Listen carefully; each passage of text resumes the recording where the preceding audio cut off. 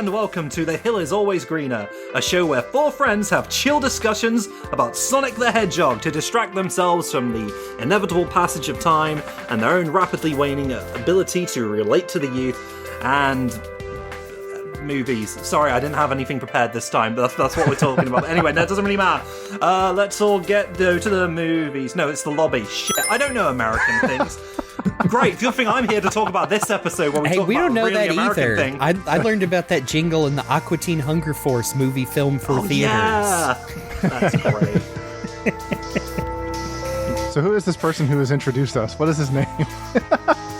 Yeah, we should probably get to that part. Hi, I'm Falero. I'm Rock the Jake. I'm Cyberlink. And I'm Game Buddy, and I have a colorful bunch. We are a colorful bunch. We're not, we're all white. I was going to say, on the inside, we're colorful. I was going to say, we're in polite company, so you should probably put your colorful bunch back where God won't see it and cry. Conceal that colorful bunch. Let's all go to the movies. That's how the song goes, apparently. Our version Let's of it. all go to the movies and have serious bladder issues that make it hard to do that. Now I'm 40. Anyway. I'm 34 and I'm with you, man. Oh God, I hope you're not that with, because it gets worse. But speaking of things getting worse, no, it's not. It's actually better this time. Things are better and good. Y'all, this movie was good. Yes. It's a good movie. Sorry, good. Spoilers. Good movie. We were just saying, we were like, Jeff Fowler, please give us something. Oh, he gave us something. He gave us a thing he's been wanting to give us for ages. This is the one he wanted to do. And he did it. And it's great. Anyway, podcast over. We did it. Okay, no. Okay, cool. We're Fastest podcast. Oh no, I can't even say that in all good conscience. Sonic 3, the movie, not to be confused with the other Sonic 3, although, you know, whatever, it's got Knuckles in it. Spoilers. Whoa, it's got Knuckles in it. It happened recently. You might not actually, you know, we're not far off from when it came out. But we watched it again, so whatever. Yes, it's the Sonic movie. Well, by the time this comes out, it'll be out on digital. Yeah. Wow. Okay, so everyone can watch it, including people with weak bladders. Yes. So, Sonic 3, the movie, or Sonic the Hedgehog 3, the movie. Sonic the came out Hedgehog before 3, Christmas. the movie, Adventure 2, Battle. Telenovela. Real battle on film. Let's not get into colon stuff. We've already dealt with bladders. Yes, it's the third Sonic film. Isn't it weird we get to talk about the fact, and they made a third one? And it's like, the best I imagine. one. Yeah, and like it's weird to think like when that first, the Gangster's Paradise trailer came out, a lot of us are like, well, we're not even getting a second one of these. But no, we've got a third one and it's good. Anyway, Currently the highest rated video game movie on Rotten Tomatoes. Isn't that wild? And very briefly, the #1 family movie in America, or whatever. Whatever metrics I they mean, use. like, Disney weren't happy about having to be like, no, Trying to it has sneak to be in Mufasa. with their crappy-ass, real fake lion movie. And to be fair, that movie, it's been doing real well, like, outside of America. But that's not important. America's where it matters. It's the domestic. Exactly. Apparently. And Sonic was, all hail the king in that film for a while. God, it's really... Brother. I know, yeah. Jeez, man. I've seen clips of it. I'm a big fan. Sorry, slight tangent. Big fan of the original Lion King. Oh, yeah. Wouldn't have minded a sequel that was maybe went into. We didn't need a sequel about Mufasa and Scar, but would have been all right if it was one of those. They already did a proper sequel to the original. It's Romeo and Juliet with furries, and it awakened so many children's DeviantArt accounts that, that has a much better legacy than whatever the Mufasa prequel is going to carry. I'll tell you that for free.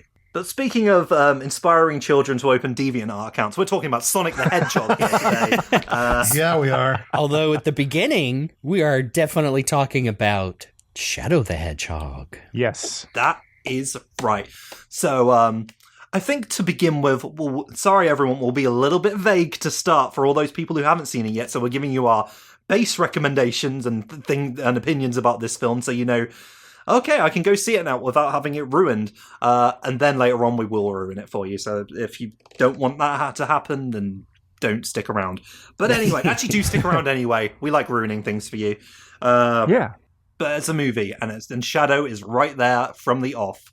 Yes, I mean we've known since the closing credits of Sonic 2, the movie, Shadow is going to be in the threequel, and he sure is. And I mean, I gotta say, for a character who, especially recently, has had his backstory reintroduced and, not saying rewritten as in retconned, but like I said, reintroduced to a lot of people who might have been unfamiliar with his past games because they're inaccessible.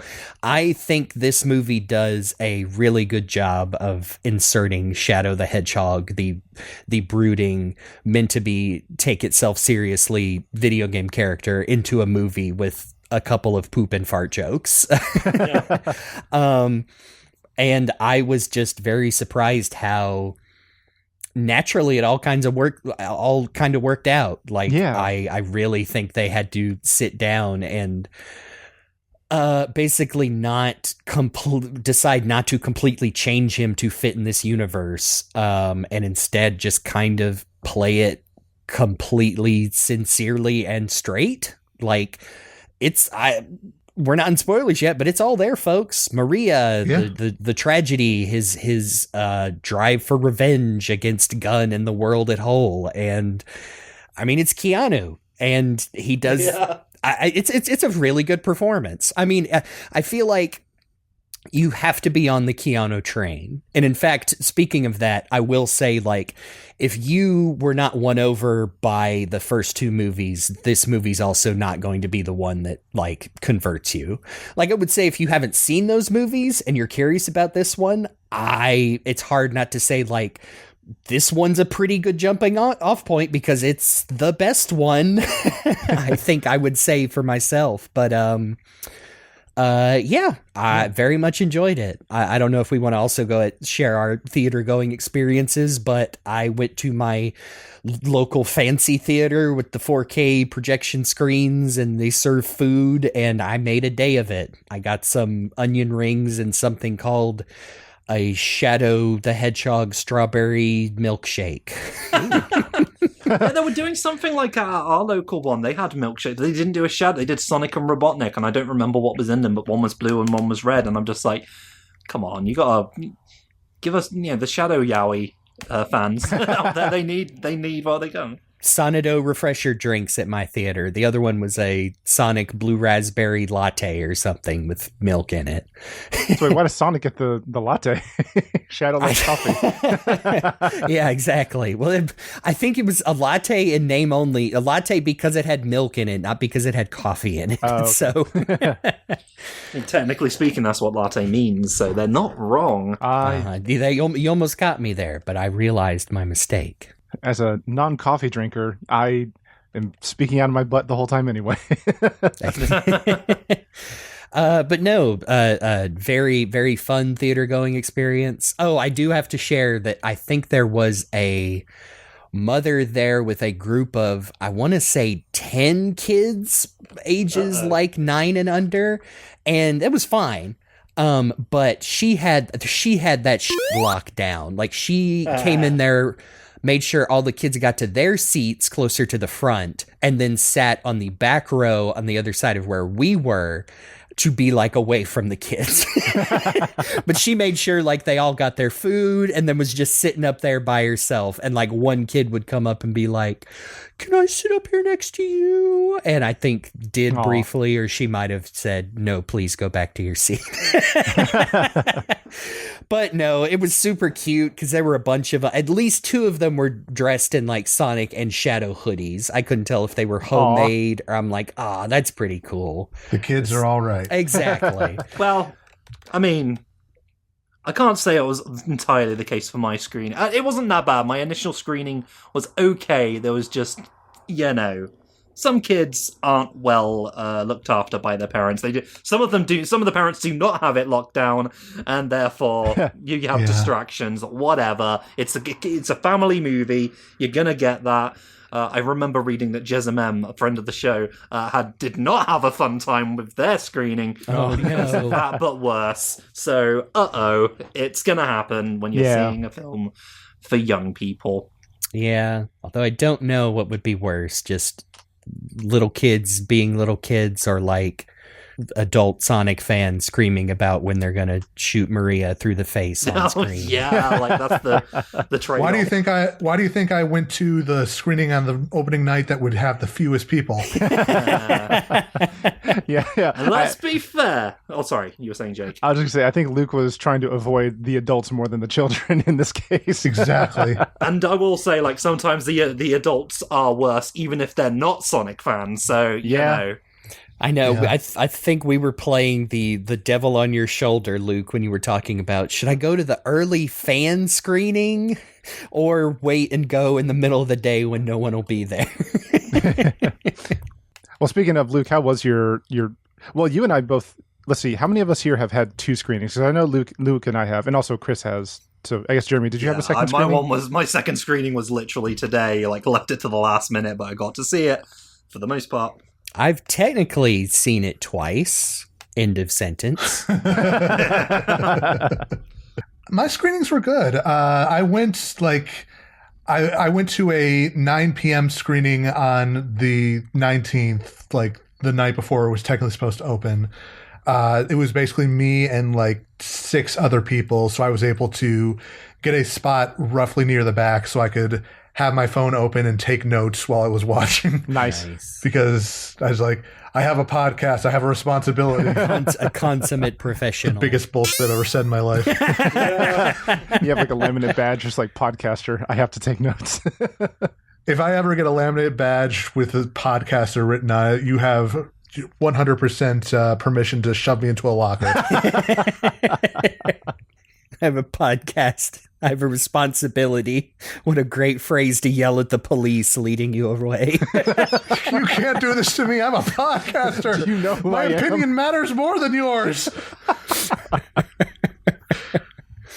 Yeah, no, I went to a second screening a couple of weeks ago before recording this. And actually, I brought my dad with me, who has next to no familiarity with Sonic and has not seen the previous 2 movies. So it's like, well, this will be interesting data to get for when, for whether somebody who has no like attachment to this stuff can still enjoy themselves with this movie. And if that's any indication, verdict is, yeah. He came away, saying he was surprised at how much he enjoyed it. Totally able to follow along, no problem. Surprised at how dark some of it got. Definitely felt like this was more of a movie skewed towards like the 12 and up crowd. Yeah. And yeah, he was actually a little surprised when I told him that, no, this is actually watered down from the original. Yeah, I took my mom with me too. She's now 3 for 3 on Sonic movies in theaters. She also liked it. Because she's also, familiar from my ramblings, but she could pick Shadow out of a lineup, but probably not Gerald Robotnik. But no, she liked it a lot as well. I think my dad could, he knew Tails and Knuckles, but could not pick out Shadow. Yeah. For my screenings, I had a good amount of fun for both of them. The first time was I went with my wife and a group of friends. Originally, it was just going to be my wife and I, but then like one thing led to another, and I ended up paying for everybody's tickets. But it really worked out because they got to have a row all to themselves, and then me, the adult, unbearable Sonic fan, got to have a seat in front of them. I was still like in a row with other people, but like I was basically kind of by myself watching the movie, and so that was a really good way for me to experience the movie for the first time, and also be able to experience it with like people I care about and my wife and all that. And yeah. And that was a lot of fun. Apparently, I didn't notice it, but apparently, like in the row across from my group, there was also like a mother and father with like quite a few kids who came in, and I think one of the kids was like running up and down their row a couple times before they got them to sit down. I was focused on the movie, so I didn't notice. But the second time, I also took my dad to go see it, which was awesome because I had made plans with my dad. I was like, hey, we should just, I've got time off. Let's go see a movie. We haven't done that in a while. And I gave him a few options. He actually wanted to go see Sonic 3 the most. That's cool. And he hasn't seen the other Sonic movies. And the only knowledge of Sonic he has is like from watching me talk about or play the games before. Mm-hmm. So basically kind of like the same boat as Luke's dad. And my dad really enjoyed it. And we had some really good discussion afterward, which we can... One thing in particular we can get into a little bit later, but he made mention of the fact that he really enjoyed Jim Carrey's performance throughout the movie, and he also hopes that like with Jim Carrey at the age he is at now, he hopes that he can either continue to do comedy but in like less physical ways, or he can start like breaking into dramatic roles more. And I made point that like he's done a few dramatic things. Like he had, I think, like an HBO or Showtime series that actually got good reviews a couple years ago. Oh yeah, well, I mean, he's not. I still hesitate to say that The Truman Show might be one of his best performances. Oh yeah, it's fantastic. I don't know. He had other like Majestic and Man on the Moon, which is probably more infamous than anything else now. But I mean, he's dude can act for sure. Yeah. And I do think it's funny that your dad would say that, because I think that has been the reaction I've seen maybe the most between like hardcore Sonic fans and quote unquote normies. I have like, oh, the Jim Carrey bits are a little too Jim Carrey-y, and he gets the worst, pop culture jokes, whereas like normies are like, oh no, that's Jim Carrey, he's great. I'm like, yeah, well, that's why he's there for sure. Yeah. And there is a part of me that wishes that he had gone a little bit heavier into the dramatic side of things for Gerald. Mm-hmm. Yeah. We do still get some really good dramatic bits with Gerald, but like, yeah, it is a lot of just like buddy comedy, like ramped up to 10. It's that last 20 minutes or so where I wished that there had been a more even split between drama and spanking asses. Yeah, that's spoiler. Sorry. Yeah. I will like I really don't have many qualms with the movie at all. That scene of like the spanking, I feel like goes on a little too long. I'm just like, okay, we can cut this down. No spoilers, but I will admit I really liked the spanking scene. The ultimate emotional whiplash of a moment, and we'll get into why. Yeah. But it's just like, it's so ludicrous that they cut from what they cut from to that. Yeah. And people are like, this is awful. Why do they do that? I'm like, no. Let them do that. It's that kind of movie. Let them cook. Yes. Like we said, if you're not on board, it is okay if you're not. I really like the thread of past guest on the show and Team 4-star man Kaiser Neko talking about and I have not watched their review on their channel yet, just because I wanted to record ours first. I'm sure it's great. Go watch it. Jesse's on there too. That he kind of realized his favorite portrayal of Sonic is almost one that hasn't really existed, and that's not really the movie's fault. And I'm like, that makes 100% sense to me. I think I even said in that thread that oh, that's me and Star Fox. Like, oh, the version of Star Fox I like the most is one that I've made up in my own head that doesn't actually exist. And I totally get how some people would have that with Sonic the Hedgehog as a character. I was about to say, that's starting to sound like a lot of Sonic fans. Yes. And I'm not saying that's about Sonic's identity and or lack thereof, because it's all over the place. So I'm glad we did that. We might have to do a follow-up to that episode eventually, just to bring it back around into our own consciousness. But, yeah. Oh, the best part of that, of Scott saying that, is I had to be like, well, you want a Sonic who's a bit of an asshole on the outside? Yeah. I literally sent him, a tweet saying, hey, you should read STC. Like, the moment he put up that tweet, like, I mean, come on. This seems along the lines of what you're looking for. Yes, it's not exactly the same, but it's the closest we ever got to that kind of Sonic that he wanted. So, yep. Well, did anyone have any preamble before we dive right into the big spoilery summary? Basically, if you're on the fence, don't be. Go see this movie. It's real good. Yes.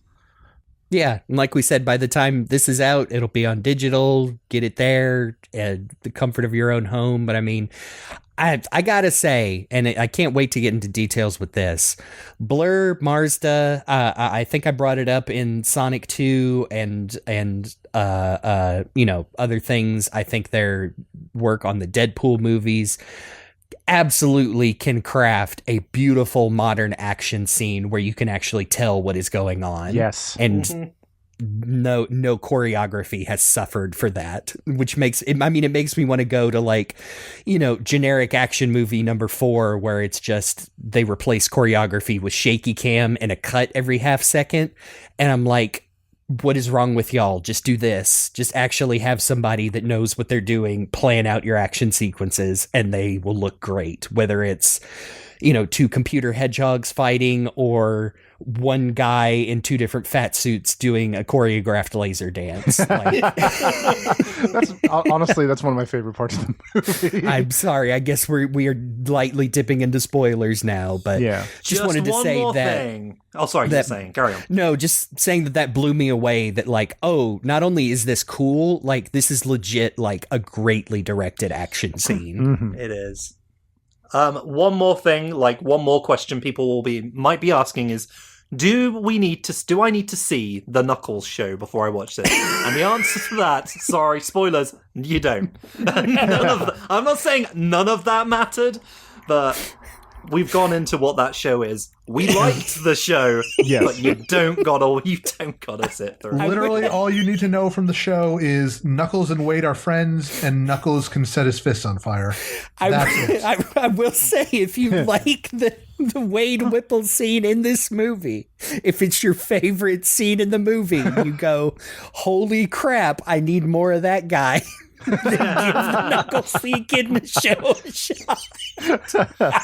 We got you covered. I do want to mention my dad enjoyed the movie so much that the next day we had planned to hang out, just the 2 of us, because that doesn't happen very often in adult life anymore.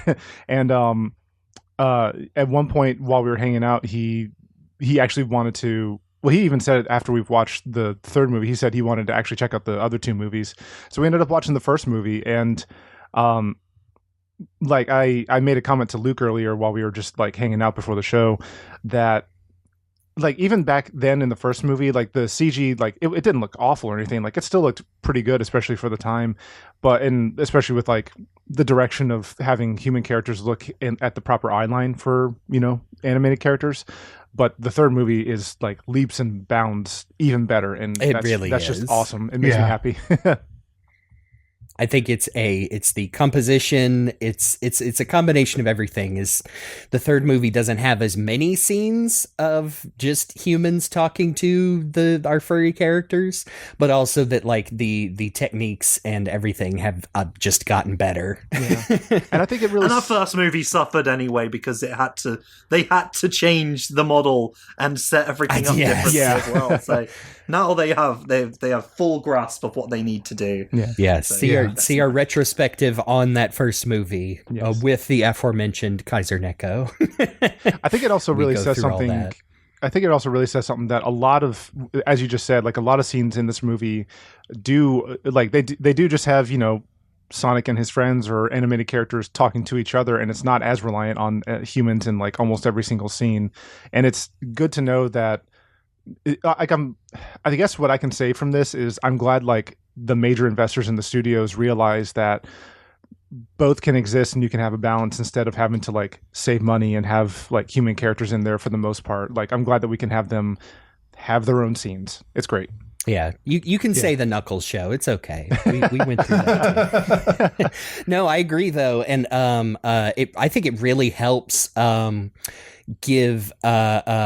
Knuckles and Tails not feel like they've been pushed to the background because they had their movie already. Yeah. Like, no, this movie has Team Sonic and they have lots of interactions with each other, and I felt like all of them got moments to feel relevant in this movie and not just like, well, they have to be here because they were in the other movies. Like, I really enjoyed that. I was worried that they would all get sidelined because move over, Shadow's here. Yeah. And thankfully that wasn't the case. One more kind of non-spoilery comment. For all those people who said, I wish they had more game music, they got you. Yep. Yeah. I will say no more. I don't think it's a spoiler to say that, hey, if that's one of the things you were hoping for, you got it. There you go. I was real More ready than expected to be a hater because I am a fair weather. I think he goes by Junkie XL on his stuff. He's done good soundtracks and bad soundtracks, and I would say the Sonic 1 and 2 soundtracks are not his worst, but not what I would call good. I know that was one of our biggest issues with that second one is, wow, what a cool Sonic movie with barely any Sonic feeling music in it. And I was pleasantly surprised how good the original score for this movie is. Not only does it have a lot of like recognizable original themes where I'm like, oh wow, that sounds really cool, I could see myself humming that. It straight up has music from the games woven into the score, like and it sounds really good, and not just the like, oh, is that the drowning theme for like 2 bars? Like, no, it's there. God, we were reaching for something in that second movie. We were so desperate. Like, we were like, wait, that's a bit from the games. It's a bit from the games. Note that down. And now it's like, no, they're just doing bits from the games now. Yeah. That's cool. All right, I guess, do we get into the movie proper now? Let's get into hit the alarm. Dive. Spoilers. Awooga. Movie sign. Yeah. If you want to avoid spoilers, jump right to the timeline. No, we just it's going to be the rest of the show. So just pause, come back, go see the film, come back. That's all we're going to say, because we are getting into that territory where we talk about a movie properly now. So it is funny that this time around we get our Sega ident, but we don't get the Sega this time. Yeah, I was kind of disappointed. Well, we're in Sonic Adventure now, so they don't do that anymore, I guess. Yes. So. We got to wait a few more years for like Sonic 6 or 7, where they go to just that guy going, Sega. So somewhere there's going to be like a spin-off show where we get like the Saturn Sega scream. Yeah. The Discord clipped out, of course. But we knew. Yeah. But right after that, boom! Prison Island! They just put it on in text, and we're like... looking like a guitar. No, but looking like an island, and also being a thing from the games directly, not even like faffing around about it. It's just right there. This places it on Earth in, the Tokyo Bay, Japan? Yes. Yep. That's what makes it a Tokyo mission, apparently. Yes, it's subtitled in Japan. That's so funny. And jumping from Prison Island to Lonely Island, because our old friend Yorma Taccone, director of Knuckles Episode 4, is the one at the console. Oh, yeah. Oh, eating he's Kyle-kun. Yes. The official Sonic Japanese account posted the first, minute of the movie, and the thing I noticed was the guy eating donuts. He says... in the English version, oh, I already ate all the Boston cream. And the guy goes, Kyle? And in the Japanese dub, he goes, Kyle-kun? Kyle-kun. Kyle Lansbottom, as his full name is. Wow. That's funny. But yes, Prison Island Gun, Kyle-kun is watching over Shadow in his stasis tube. Looks slightly redesigned from Sonic 2 credits, but... I gotta tell you, biggest pop-off right off the bat where Shadow is having flashback memories of Maria, and not only does it look like scenes straight out of we've seen in games and other media, but she's playing the main riff from Live and Learn on her guitar. Yes. And her and Shadow's little pillow fort. And I'm like, okay.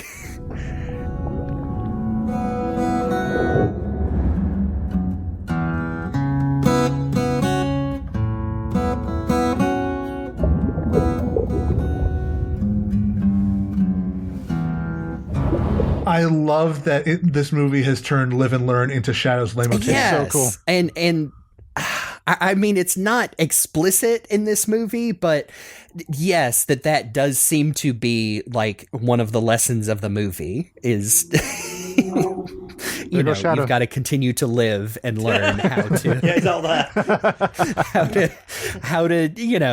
how to make the world a better place. I suppose.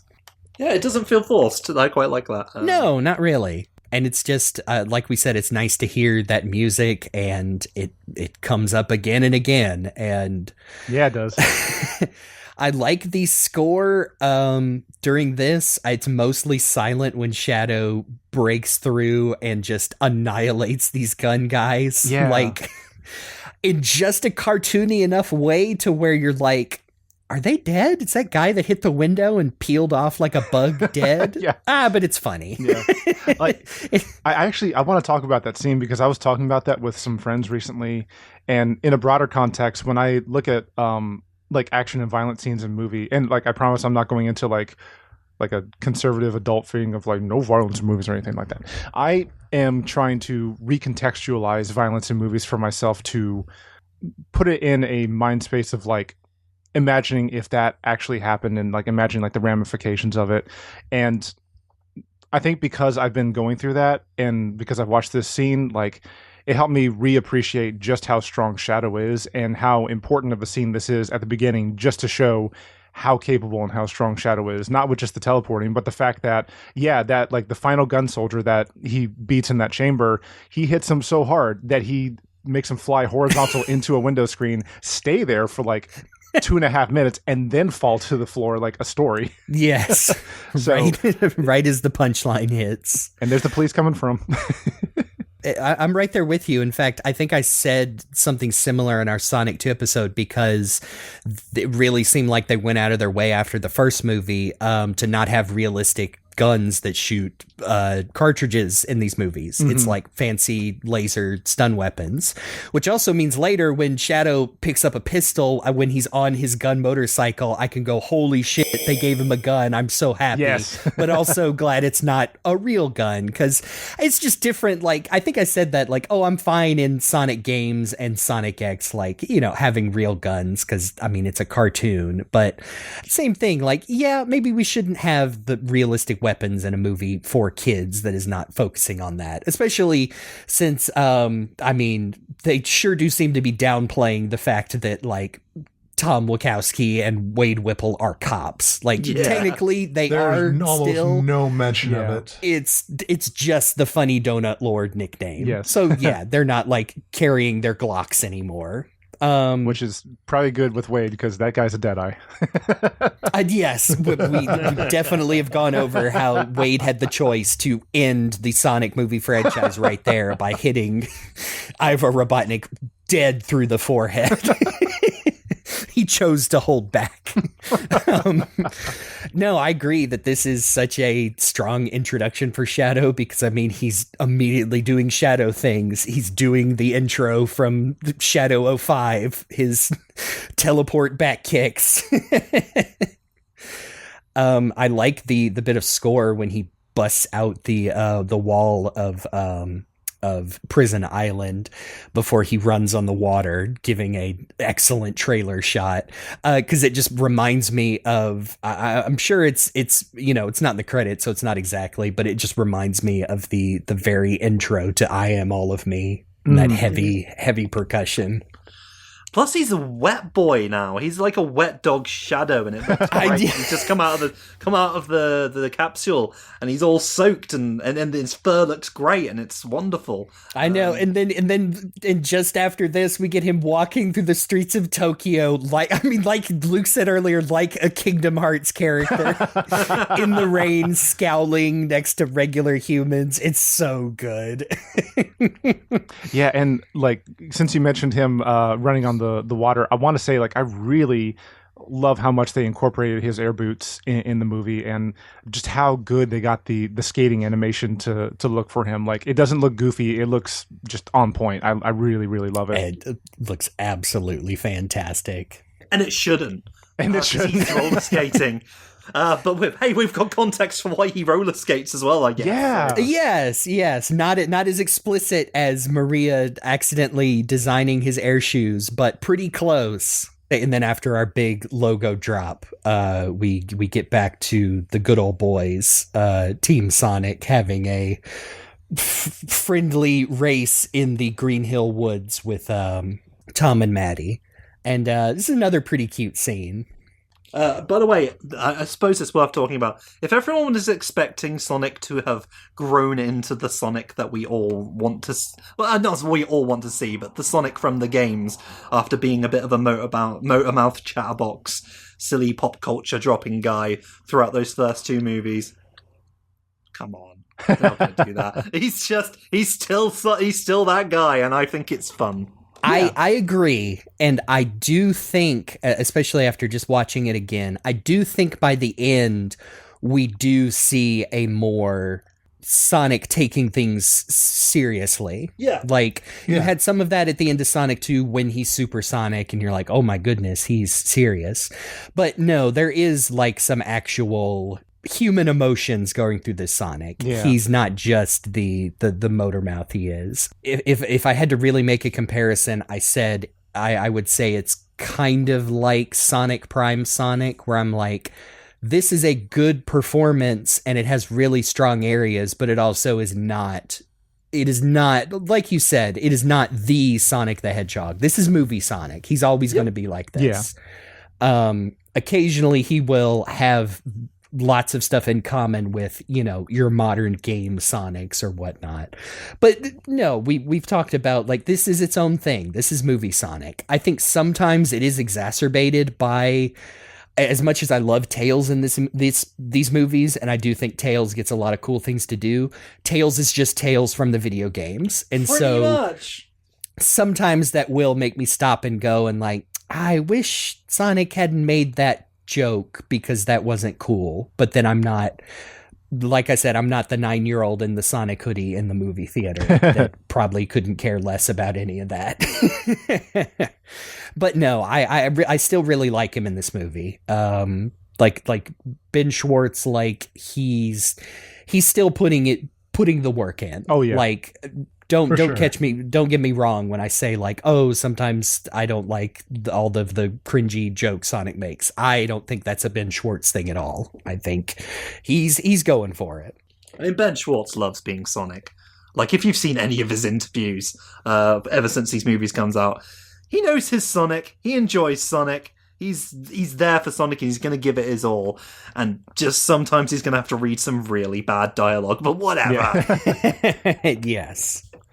Another thing I noticed between this movie and the first one, after my dad and I watched that, was like we said, he's still kind of the motor mouth Sonic who, likes pop culture and is a little bit cocky of himself, but, still loves his family. But one of the through lines, I think, of the movies is the gradual maturity of Sonic. I mean, he's never going to be grimdark adult Sonic, but I definitely noticed he's way more kiddie in the first movie than he is here. Yes, very much so. And it's really cool to see that progression. And hey, we've already confirmed that a fourth movie is in development, so we'll get to see maybe a little bit more maturity that way. Oh yeah. But yeah, after during the race, we get to see some really great, just tracking and running shots of Sonic running through the forest and everything. Which, man, props to the animation of Marsda and everybody else involved. Just getting the speed of Sonic running through a forest and just in general, right? It looks so great.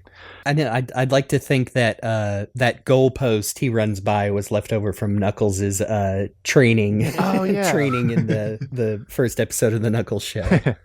But at the end of the race, we have a really fun bit where both Knuckles and Tails are doing the foot tap, and Sonic realizes that it's holograms, and so he starts running back to the campsite that they were originally at, thinking that something's something's gone wrong, something's in trouble. But we get back, and it's his B. Arthur Day. Yeah. Oh, I did want to say, there still are quite a bit of needle drops in this movie as far as like licensed songs goes. Not as obnoxious as the other two movies, and I'm not looking at the other soundtracks in front of me. I want to say that there are less. There are also just some interesting choices to where I'm like, sure, why not? Like, as they're having the race, a cover of 99 Luftballons by Goldfinger is playing. Yes, Goldfinger, the band from Tony Hawk. Yes. Yeah. I just thought there are a couple of like pretty obvious choices, like, oh, wouldn't it be nice by the Beach Boys when Gerald and Robotnik are hanging out? Like, that's the song, oh, anytime two people are, yay, let's fun montage. But nothing too too irritating. There's another there's I Want You Back by the Jackson 5, but it's a Japanese cover that plays in the Chow Garden Cafe they go to in Tokyo. So yeah, not as bad as the other movies, I will say. The license. Yeah, shout out in particular to Neon by One OK Rock during the scene where they're skydiving into Tokyo. Yeah. Like that one was satisfying. Potential unpopular opinion here. I liked it in the movie. I listened to that whole song and I did not like it at all. And I don't think it's One OK Rock's fault, because I did not know of them before they did the song for Sonic Frontiers, which I do like. I do think it might be because that song Neon was like co-written by like a dozen people, and like half of them are Panic at the Disco guys, and I hate Panic at the Disco. So sorry, everybody. Just not my taste. But are they singing about fucking the pain away? They do say fuck in that song. They do say get the fuck off the couch in that song. Obviously not in the movie, but the most important needle drop is the Act Clear music from Sonic 3. Right, I was going to bring that up. Like, actually, we already said plenty of Sonic music in here. We knew that it was talked about that they were going to get Live and Learn. And I guess when they were there, they were just like, oh, while we're at it, June, bit of that. Yeah. Can we great. get less than 2 seconds of Eggman's theme from Sonic Adventure 2? That was dope. I popped off on that part too. Yeah. What about the incredibly recognizable Eggman's theme from Sonic 06? Huh? Which is not on the score album. Yes, but is definitely in the movie. Sure is. A tiny bit of Escape from the City, and of course, yes, Live and Learn is all over the. Oh, how about Event, the last scene? Yeah, by Fumi Kumatani from the Sonic Adventure 2 soundtrack. Like, that might be the one where I was like, okay, yes, what a great thing to close this movie out with. I was just so excited, and it didn't do the thing which, and no offense to anyone who's done these videos, I tried to make one, but the soundtrack the wouldn't work for me. Who just takes the other movies and plops in Sonic music, and that just doesn't work because it's not, that's not how music is composed for movies, even though the needle drops are like that. But this is it's woven into the movie itself to where it never feels like, oh, I know, that's the Sonic song, I get it. It's like, oh no, this is fitting the action that's going on screen. Yeah. So I was very impressed with how it turned out. Yeah, I appreciate that during this scene with Sonic's birthday, we actually do go back very briefly to his cave from the original movie and talk about his relationship with Longclaw. That really kind of helps set the tone for a lot of those parallels that they're going to draw between him and Shadow for the rest of the movie. Yes. I'm glad that is still like an important part of his backstory. Yeah. And I still think that someday they're going to do a movie that really gets into what happened in that last battle with Longclaw and the Echidnas. Yes, because it definitely wasn't the Knuckles show, which turned the bloodthirsty Chief Pachacamac into a Christopher Lloyd voiced hallucination. Like no one ever stopped to say, "Oh yeah, did you kill Sonic's owl mom? What was up with that?" Go bowling. Don't ask questions. Don't ask questions. Did she kill all of you? The thing worth pointing out here, though, is like, maybe it's just me being that kind of guy, but it is very on the nose when Tom's like, "Yard, you lost her at such a young age, and it didn't let you you didn't let it change you who you are." Yes, and it's like, it yeah, is. gee, I wonder where they're going with this. But it's good though. I like it. Yes, definitely meant for, like we were talking on the Shadow Gens game, like for people who might know Shadow's story and who also may have never encountered it before. Yeah. You got to hit those big strokes. And I gotta say, it's one of the jokes that made me chuckle was Tom says, "'Cause you didn't change in here," points to Sonic's chest. Yeah. You're right, in my lungs. No, I meant your heart. Oh, that makes a lot more sense. It's just a cute little joke. I can appreciate a silly little joke. This is about the point where Director Rockwell of Gun, played by Kristen Ritter, shows up and recruits Sonic, Tails, and Knuckles to go deal with the alien problem in Tokyo. Yes. Although now I'm looking at my notes here and seeing that there's the Chow in Space poster, specifically the modern redrawn version that I have hanging on my wall for the Chow in Space animated short. I see a Got Ring billboard. from SA2. Oh, that's pretty great. It's actually where the level from Shadow Gens picks right up, where Gun has surrounded him and he's about to take them all out. He says, "Why won't you leave me alone?" Because, I mean, his only view of Gun is, the horrible things they did. Yeah. Yeah, I mean, they lean into it a little bit more in this movie than I think even in, the games. But, like, Shadow is still kind of a kid, teenager like Sonic too. Just that he's one that hasn't been properly allowed to age or mature for 50 years. Yeah. It's very much the Cloud Strife kind of thing of, still that arrested development of having the mentality of a child in the body of an adult. And it's like, if an emotionally... the voice of an adult, actually. Yeah, that too. Yeah. But it's that thing of like, if an emotionally stunted teen in real life had the power to cause a global cataclysm and they lost the only person who cared about them, they'd probably be, reacting similarly and a similar level of threat. Speaking of on the nose, but still works, like the Olive Garden guy sits down with Sonic and says, "Shadow's story started out a lot like yours, Sonic, except," and I do think it's funny that Maddie, as her 3 adopted furry sons are flying away in a horrible gun helicopter, she just yells, "Make good choices." Pretty much right after that, we see them teleport through a ring right over Tokyo. I'm not going to question it too much, but I do think it's cool that Tails is, I guess, piloting the helicopter. I think he's helping. He's helping, yeah. he's the communications officer. Yeah.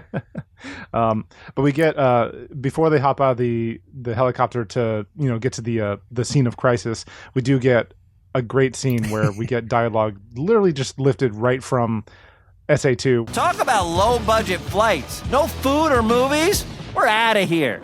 I mean, it's hard not to point at the screen and be like, that's the line I know, but it works so good. It's a cheap pop-off, but I fell for it so hard. Oh, it's just a good one. Because it's right before that, our boys are talking about how they're Team Sonic and they've got their plans, Knuckles is they're big heavy, but Tails will be ready he's got special miles per hour electric branded handcuffs that should work on speedy hedgehogs.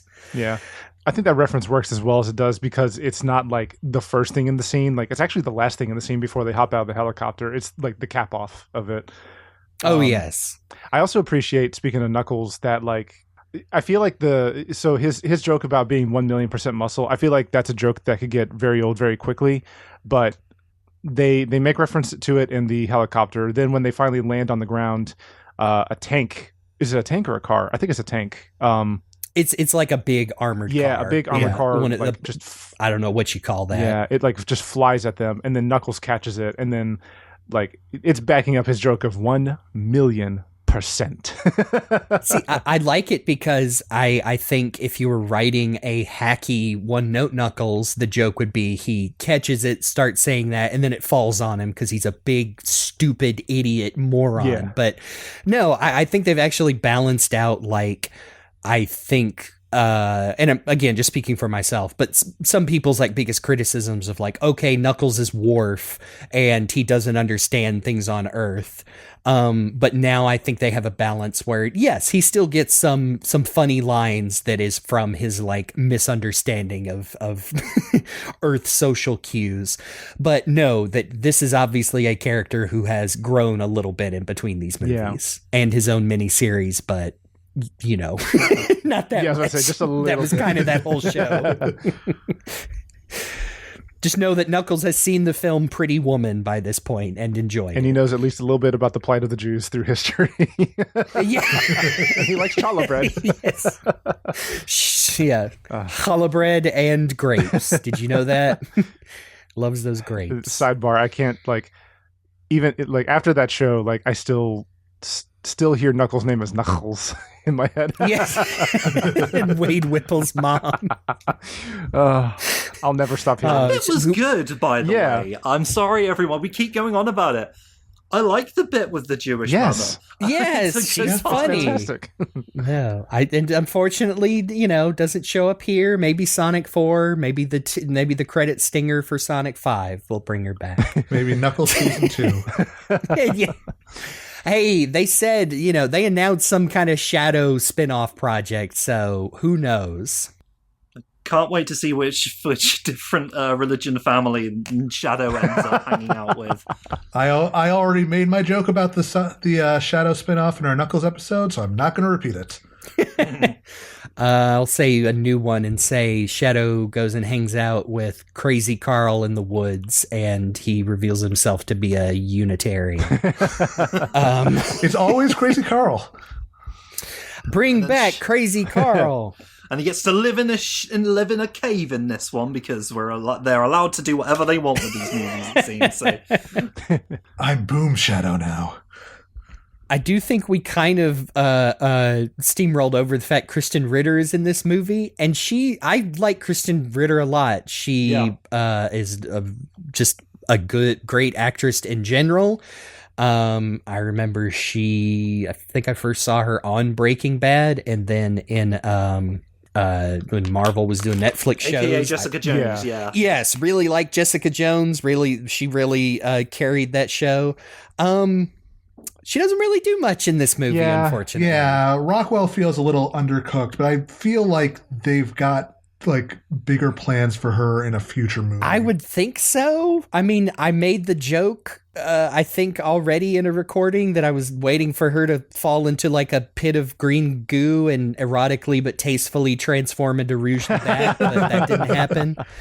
I mean, I see why she's here. She is supposed to be the face of the gun that they can't trust. Like, oh my gosh, it's Olive Garden guy. He's our friend, right? Oh, but not Kristen Ritter. She's mean and just wants the shiny cards from our heroes. But then she just kind of disappears from the movie. So hopefully she, like you said, she might have a bigger role. She might become the gun commander, and now gun might be a not a super positive force in Sonic's eyes, since they kind of betray him / they think he betrayed them in this movie.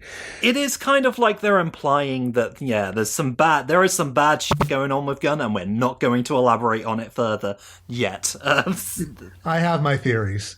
Not the good guys anymore, ever were. I don't know, which it's fine by me. Like y'all were saying earlier, I've always been of the mind that Shadow should be in any continuity, like hesitant to trust Gunn as an ally. And I think that's been clarified much better in recent media, like Dark Beginnings.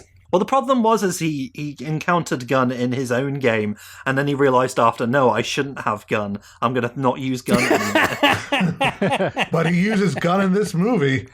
Well, he sure holds does. it. He holds it, and then it No, disappears. he shoots while he's on the shoots motorcycle. at Sonic. I He didn't definitely see that. shoots it as Sonic. Oh, I yes. missed that part. Okay, so he did do a shoot. Not to skip over the scene where they first meet Shadow, but that's one of the scenes that's been shown in all the trailers and by Yeah. itself. You've all It's seen it by this You're a point. colorful bunch, etc., etc. It is very good. In fact, another... I don't know, maybe this is a less embarrassing pop-off when Sonic's like, you can't take all of us at once, and In then a fight, Shadow right? beats the crap out of them. And as Sonic is saying, okay, he took us out all at once, he does the exact animation from the intro to Shadow Yes. 05, where he's I mean, bless pushing you. himself up on his knee and I falls bet that down. Jeff Fowler probably animated that scene the first time around. It's so only for us. Literally a joke for people like us. It's for the guy who was like a big part of those cutscenes being like, man, Yeah. this shit rules. Yeah. I'm going to put it in my movie, the one I want to do. And more power to him. But yeah, it's a really good fight scene with Shadow, taking everybody out and Sonic chasing after him on the motorcycle. And it is the motorcycle. Yeah, it is functionally the exact one from Shadow the Hedgehog. But having that scene end with, Shadow and Sonic charging at each other and causing the power outage in that kind of callback to the first movie. Yes. That was I know. satisfying. Is that on top of Tokyo Tower? Yeah, just launching off. Yep. After he did the Akira thing with the bike, because you got to do the Akira thing with the bike. How apparently. extra do you have to be to do the Akira slide off of the side of a tower? Going up. It's pretty That's cool. a new one. It is vertical. The Yes. camera changes so we see it from the classic angle. No, he's doing it up the radio tower into the air. And he pulls that thing out and tries to shoot Sonic with it. And Hang on, he pulls out that what? that thing he keeps on him. At all times, I do actually, not only is this a great action scene with Sonic chasing after him, I think this is actually another pretty close to minus some dialogue of what I like about the Sonic Shadow relationship in all continuities is that Sonic intentionally teases Shadow because he knows it drives him crazy. Shadow turns around and says, The more you talk, the harder I want to hit you. I'm like, yeah, that's my Sonic. That's my toxic Yowie right there. That is really good because, of course, it reminds me of STC Sonic a little bit, where he's like deliberately winding people up. Yes. But I love the fact that he just immediately clocks Shadow as he's gonna hate this. Oh yes, exactly. See, I think that's the difference between Sonic being a motor mouth pop culture machine and Sonic being a guy who knows when to open his mouth because it's going to be advantageous to him. Yeah. Especially when, he knows it drives Eggman crazy. He knows it bugs Shadow, so he's going to go for it. Also, man, the spin dash versus the rear wheel of the motorbike, that's such a good shot. Yeah.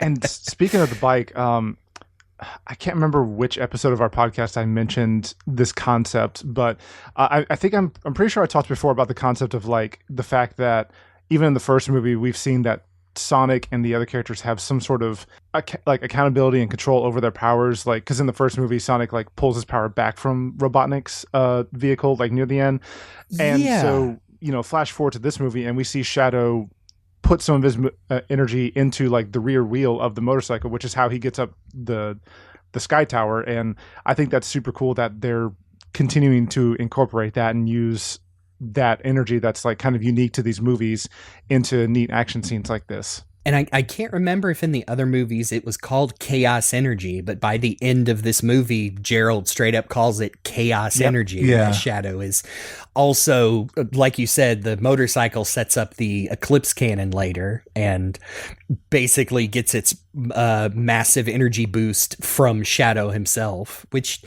I think is interesting, especially because they also have the Chaos and Master Emeralds in this movie. But it seems like Chaos Energy is more of a God, I don't want to say like the Force, but certain creatures in the universe like have it in their bodies, like Sonic and Shadow and Knuckles, and I guess Tails. He gets glowy and yellow sometimes. Maybe it's like residual, not as strong. Yeah. And I mean, also for other characters we see in the end credits, hint, that's coming up later. That maybe it's just something special to. I don't know what Furry to call aliens. them except either furries or Mobians. they according to some of the novelizations, they're leaning up Sonic's Mobius. from Mobius. But yeah, I think it works in the movie, and I'm not super pressed when lightning, like I guess Sonic Frontiers, people are like, oh, lightning, oh no, they're gonna throw away the games and just do the movie. No, they're not. It's just a cool effect, and I promise they're not taking away the wind from. I mean, the wind and lightning, they're kind of connected in a way. Yeah.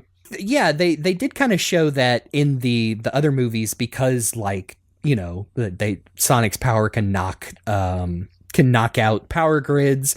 Robotnik was using it to power his machine, and here we have Shadow who can basically control how that happens. Yeah. Like I think that's why we get Shadow uses his Chaos Spear at the end, but Sonic doesn't really have something like that yet. We'll see.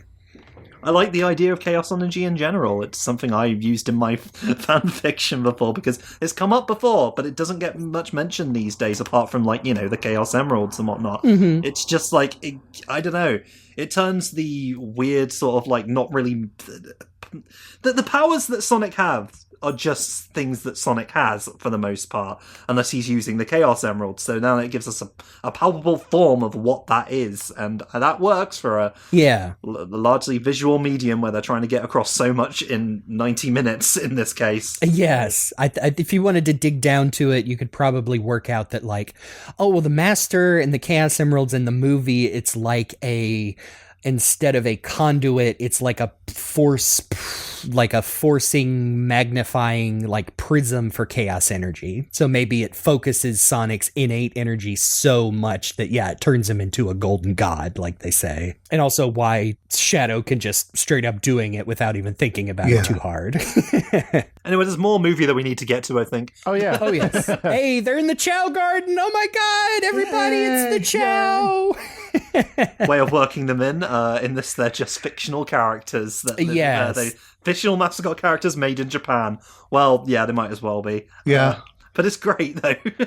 I think it is pretty cute, and I think they avoid doing the wacky thing, Japan, too much. By making it, like you said, a real place. Like, it's the American equivalent would be a Chuck E. Cheese, except this is a Chow Cafe. I thought you were going to say like a Hooters or something.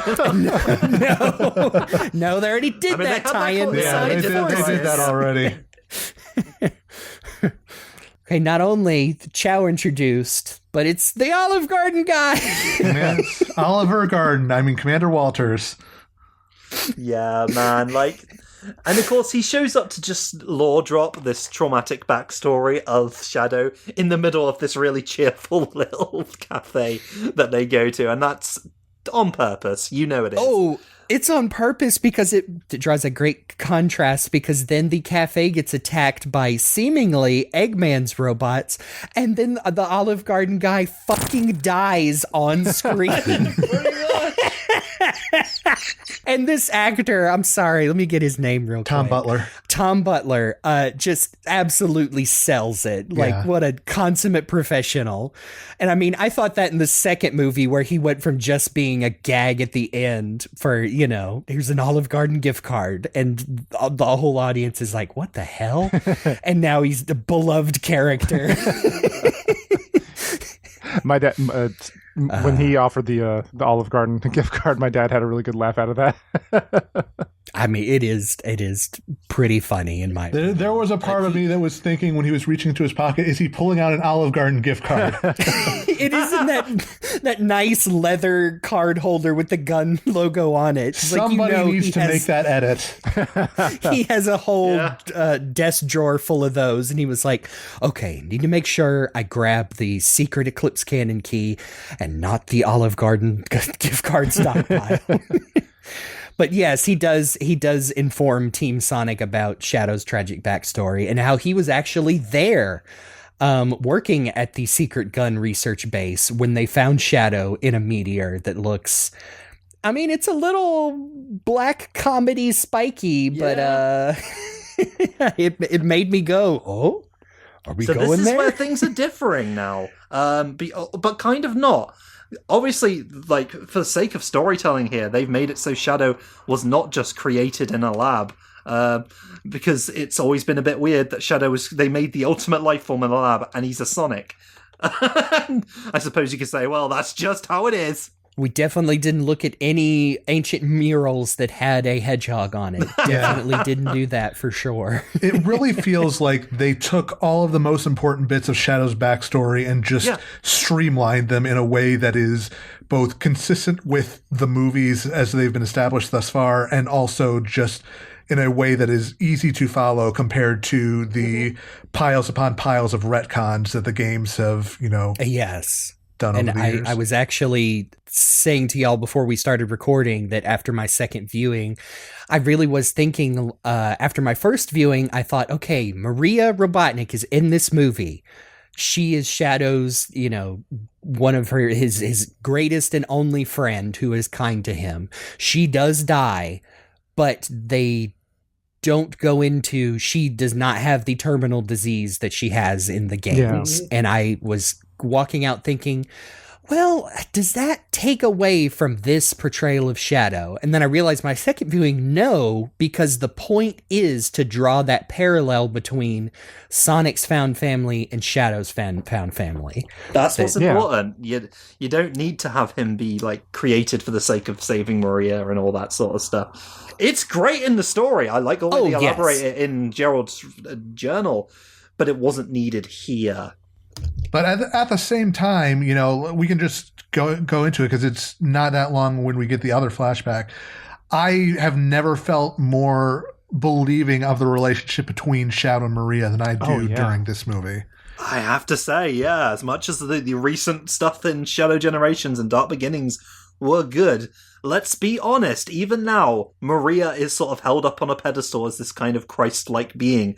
She has a personality, and it's kind of sad, really, but she was more that than a kid. Yeah, exactly. And I felt like she was a kid in this. We actually got to see Shadow and Maria do stuff together, like, and not just exist in the same space, but like, there's a great scene, as we talked about earlier, where they're rollerblading together and they crash into like a huge thing of like pastries and food, and they're watching a movie together in like a blanket fort, which, hey, that's our other SA2 boss reference in here. Yeah, that's how you put Biolizard in this movie. Yeah. There's no other way to They're be watching honest. Like an old, original Godzilla-esque, isn't it, the terror of the Biolizard? Beware the alien freak. Yeah. Yeah, the Biolizard. Yeah, and that popping up just to be like, fuck you, Shadow, you alien bastard. Yeah. And it's funny that that's the scene that gets Shadow just like, oh, wait.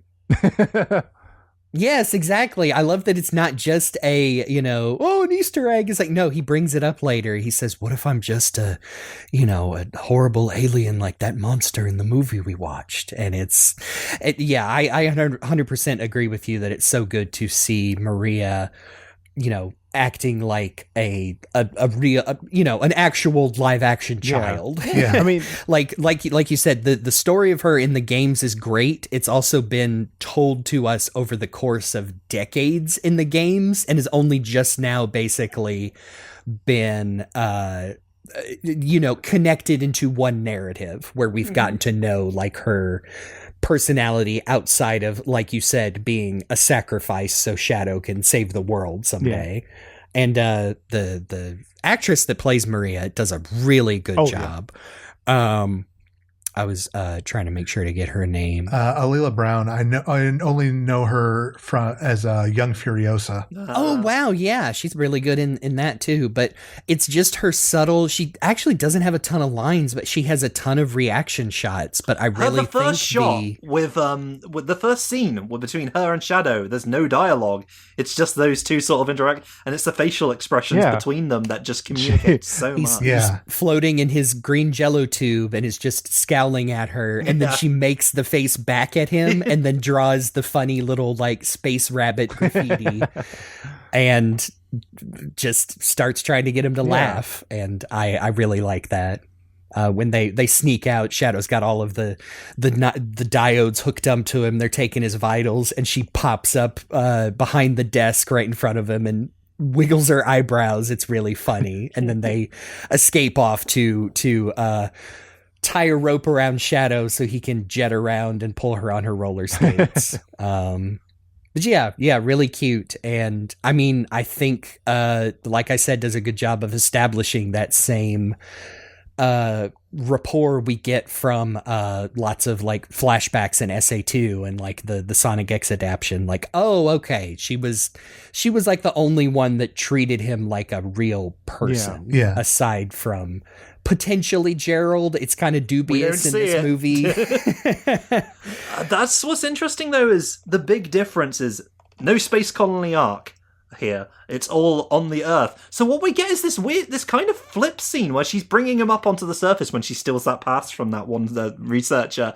They go up on an elevator that brings it, because I guess they're underground here, so that brings them up to the surface and they get to look up at the stars. And it's like a complete flip side of what's going on in like various adaptations of Sonic Adventure 2 and the scenes between Maria, because they're looking down on the Earth in those ones, and they're looking up in the stars wondering where Shadow came from. And I like that. I like this reversal. And I think it's, now that I'm thinking of it, that also holds kind of like a, like knowing context, you would be like, oh man, what if they just ran away? They could have, none of these bad things would ever happen, but they didn't know because their trust wasn't like broken yet. Like, as far as they know, like, no, Gunn is helping us. And, Grandpa works with Gunn and he wants to make the world a better place. And, one of those, like, it makes the tragedy that much greater when you think about it later. Now, what I don't want to do is accidentally skip over Agent Stone's the other cool motorcycle scene in this movie. Where Agent Stone neutralizes the egg robots that are attacking the Chow Garden and unfortunately killed the Olive Garden guy, who is definitely dead. But not before he tearfully passes Team Sonic a secret key card that Sonic promises to keep safe. I think it says a lot that he's like, you're the only people I can trust with this, and not Rockwell. So again, I think they have bigger things in mind for her down the line. Yes, like we said, setting up this dichotomy of Gunn not necessarily being the good guys, depending on which says a lot, considering that you could arguably say that Walters was not exactly a good guy in the last two movies either. Right. They did try to take Sonic and Tails captive and all that sort of stuff. So when somebody who was in like that is like, oh no, I don't even trust the other people in my organization, that says something. Yeah. Well, Sonic and Tails and Knuckles did save the world, so I guess he's like, okay, maybe they're not so bad. Yeah. So I'll trust these random aliens over Kristen Ritter. I heard director Rockwell doesn't like Olive Garden. Oh, that's probably it. You're probably right. You probably did like they did a big work thing, and they were like, hey, why don't we go to Olive Garden? And he's like, no. Ever since then, he's like, right, if I've got like something important, I'm giving it to Sonic the Hedgehog, because I bet he went to Olive Garden. It's like a deleted scene where he's like, I tried to give her my customary Olive Garden gift card, but she told me she had a gluten intolerance. But then later, I saw her eating a big, delicious sourdough sandwich, so that's when I knew I couldn't trust her. What are these Chipotle gift cards in her? She told me that she likes the Sbarros in the mall. Nobody goes to the mall anymore. They follow Stone back to reveal that, hey, Robotnik is hanging out in Tokyo in a big, not crab meat mech, watching... telenovelas, right? Yeah. That's what he's watching. But oh yes, La Ultima Pasión. I was watching the scene. I'm like, where do I know Pablo/Juan from? I don't I know I've seen him in something before, and it took my dad reminding me to realize. Oh wait, that's Cristo Fernandez, Danny Rojas from Ted Lasso. Oh my Football gosh, is life. yeah. Oh, that's Danny Rojas, funny. Danny Rojas. That's funny. I know, and Agent Stone, Lee Majub, looking as wonderful as ever in this movie. God, he's so good. Yeah. I swear he has like big soulful puppy dog eyes this whole movie because he is getting ready for that final scene.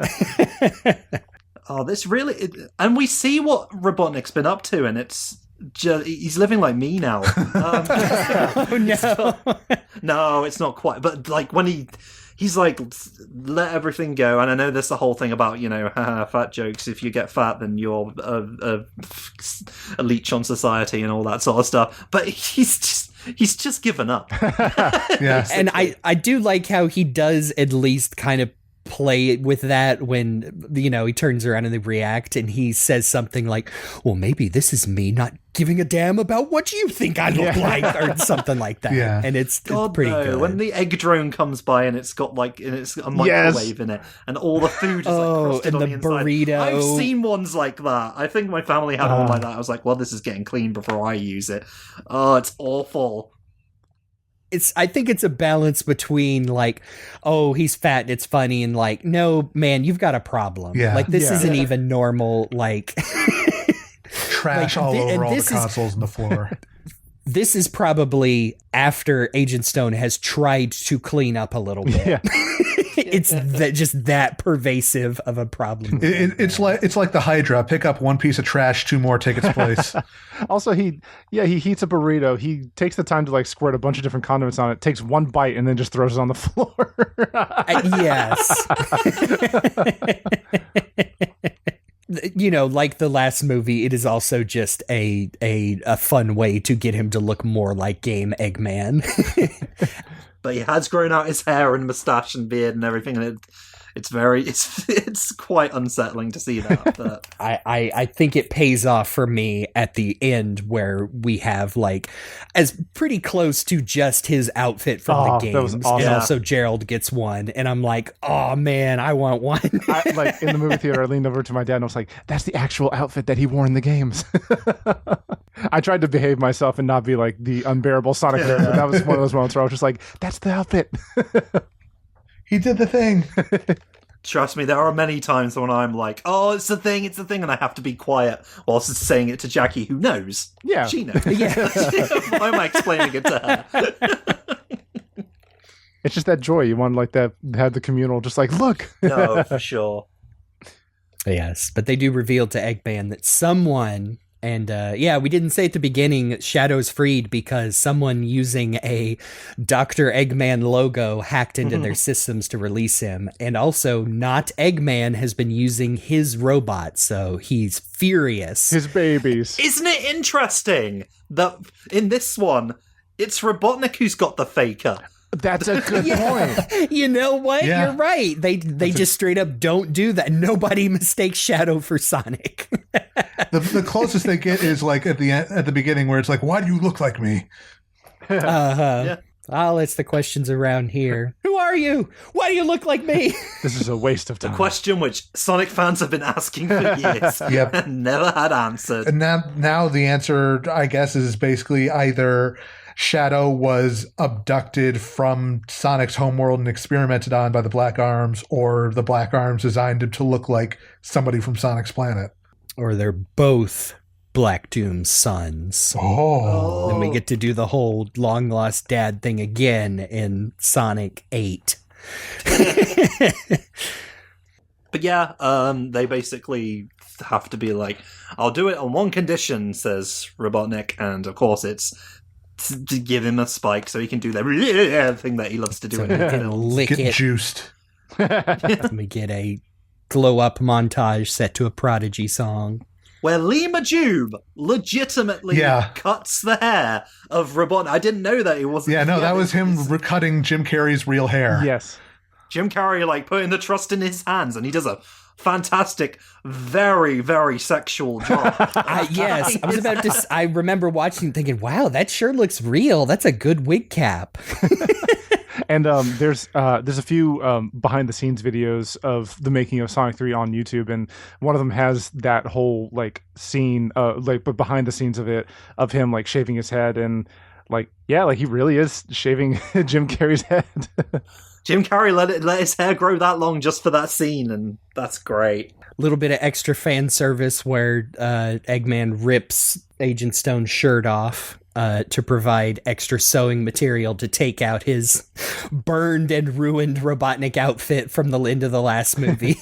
And that's how he is for the rest of the film. He just has a tie on and is bare chested under his jacket. I mean, hey, if you put the work in for the body and if you get to flaunt it, why not? Yeah. I mean, I wasn't sure, but it does look like Lee might have, done maybe a different workout routine leading up to this one, because he looks pretty cut. Yeah. But yes, Team Sonic and Team Eggman.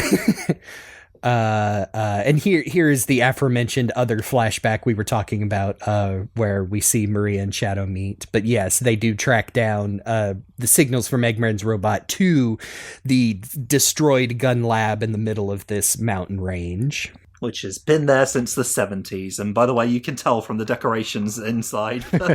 Yep. Yeah, it's interesting to place it like, yes, literally, they say 2024. That's how Shadow figures out it's been 50 years. So this is literally the 70s and this underground set. There's a whole. They get there through the rings and they split up and sorry, there's this whole bit where Knuckles is worried about ghosts because he watched flipping Casper the Friendly Ghost. Yes, the one with Christina Ricci and Bill Pullman, which I really liked as a kid, by the way. So that was kind of fun. I did like that one as a kid. It scared me when he died and then went through the non-death machine. That's a weird movie, man. It sure is. It's really weird. But yeah, that's what scares Knuckles is he sees a ghost and he says there's no such thing as a friendly ghost. What Knuckles still to this day is like, ghost. Which, I mean, I think the joke is worth it purely because Shadow does show up in front of him in the dark and goes, boo. Yeah, I love that they split up because I love the scene between Stone and Tails where, like, at the very beginning, Stone's just like, I'm just going to come right out and say it. You're adorable. Oh, yeah. Then talking about their respective relationships with their team leaders, where Tails is like, I don't work for him. We're friends. We're best buddies. Just like you and Robotnik, right? Oh, yeah, sure. Best of friends. That's what we are. Yeah, everybody kind of gets separate. Everybody gets separated, and that's where we get Robotnik finding his drones and being reunited with the still living Gerald Robotnik. Yes, he looks pretty good for 110, right? Confirmed that he has been licking the chaos energy out of that spine, so that's what's keeping him alive, apparently. Oh, see, I didn't even take it as that, but you're 100% right. Yeah. I mean, the makeup and compositing for Gerald Robotnik looks really good. Like, they have so many close-ups of his nasty old head where he's got like stubble everywhere, and it just looks really good. Like, if you've seen any production, TV, movie where they're having two actors on screen playing the same character, you know how they usually do it. It's shot, reverse shot with stand-ins or an obvious split screen. There are so many scenes of Robotnik and Gerald where they are straight up like touching each other, hugging, holding hands, dancing, and it just looks like there's two people. Yeah, there is never a moment where you don't believe that there are two Jim Carreys standing next to one another. Yeah. It's so wild that they managed to pull this off. I don't know how they do it. I know they're using other actors and models and stuff, but You can't tell. The only time I was able to really notice anything was in that first scene where they met. Like at the very end, when Gerald they have side profiles of each other, and then Gerald turns like towards the camera and just leaving the scene, and you can see his face blur in sort of an artificial way, and you can realize they put his face on another actor's body. But they do such an amazing job. Like again, to echo what everybody said, you cannot tell. Like you buy into the fact that like I guess there are two Jim Carreys. And I mean, I appreciate it more. I appreciate the joke more when they meet, where they're saying like, it's impossible with a spitting image of each other. And as they touch hands and look at the camera and say, it's as if we're two characters in a movie being played by the same actor. That's such a good bit. Yep. I mean, I think they did that as a flex because they backed it up. But yeah, it's really good. By the way, that's all cool. It's funny that they're really leaning into the whole like orphan aspect of their version of Robotnik, where he doesn't know who his granddad is. He doesn't know anything. So he's it's immediately latches onto this strange old man because he has a family. Okay, I'm sorry. I'm looking at an image. He's just stepped out of the light after singing the song from is that Fiddler on the Roof? I can't remember. I think so. He's just dressed as Gerald Robotnik from the video games with the colored shirt, the high-waisted pants, the lab coat, the ID with his head on it that I can't tell if it's the movie or a screenshot from the game. I just cannot believe that Gerald frickin' Robotnik is in a live-action Sonic movie. That it works. And yeah, they managed to make it work in their own unique way. But ladies and gentlemen, and everyone else, if you're expecting this to be a perfect adaptation of who Gerald Robotnik is understood to be now, in like as of Shadow Generations, where he's this poor, tortured old man who's suffered through his own mistakes and everything that's happened to him, the tragedy that's happened, you do a little bit, but mostly it's Jim Carrey again. Yes. It's good though. I would say aside from the like we said, the aforementioned like goofy ass jokes that are prevalent in every Eggman scene, this Gerald almost seems like a Gerald who wasn't driven insane by his lust for revenge. Like instead he decided to become a supervillain on purpose, if that makes sense. I imagine like a little bit. There is definitely that pain there, and you will see it later on. He does say that he lost his marbles, which is pretty, a funny bit, but I don't know if he has been driven to the edge. I think maybe he might be an asshole. Oh yeah, I was gonna say he's a dickhead for certain. We know that the original Gerald is a bit of a knob, kind of. Sometimes, at times he can be a bit arrogant. At times he can be like, "No, I'm going to make this work. I have to make this work because I'm the genius." There is an aspect of that here, but mostly he's just a funny old man from the 70s who hasn't like stepped out in a long time and doesn't really pay much attention to current events, and he's just of that age, and I like that. Okay, you do say that. He does get that the Eggmen quiz each other with questions only a super genius would know. Oh, right. Yeah. And isn't the last one, Eggman says, like, what's the speed of light divided by the speed of sound, divided by the speed of sound, divided by the speed of the bus in the movie Speed? Oh, yeah. Maybe, and he just went to Blockbuster every now and then. Yes. I mean, he just he created a fake ID. He's Gerald Yosplotnik. Can I read this this kind of summarization of the technical aspects of having two Carreys on screen? Please. Oh, okay. Yes, go for it. So I'm reading this from Wikipedia, which, I mean, we'll say it. Anybody can edit Wikipedia, blah, blah, blah, but they still have... the sourced article is fine, I'm sure. Yeah, and they have people on Wikipedia to make sure things are accurate. Anyway, it says, To write the role for Carrey, Fowler said they initially focused on parallels between his two characters, not just with bald heads and giant mustaches, but also in their behavior and their attitude. They then decided they needed to create the right sort of conflict for the movie. Carrey also helped design the prosthetics he wore. While Carrey performed each role, actor Brenton Murphy doubled for the other character.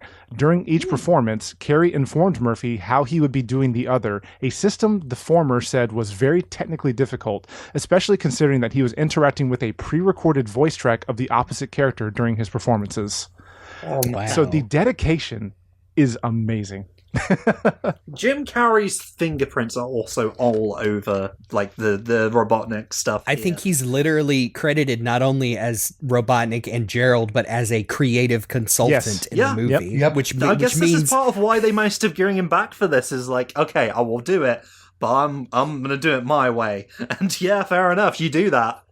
And it reminds me of Lee Majub talking about how intimidating yet comfortable it was working with him in the first movie. Yeah. Because he just lets you know, like, hey, I'm going to do this.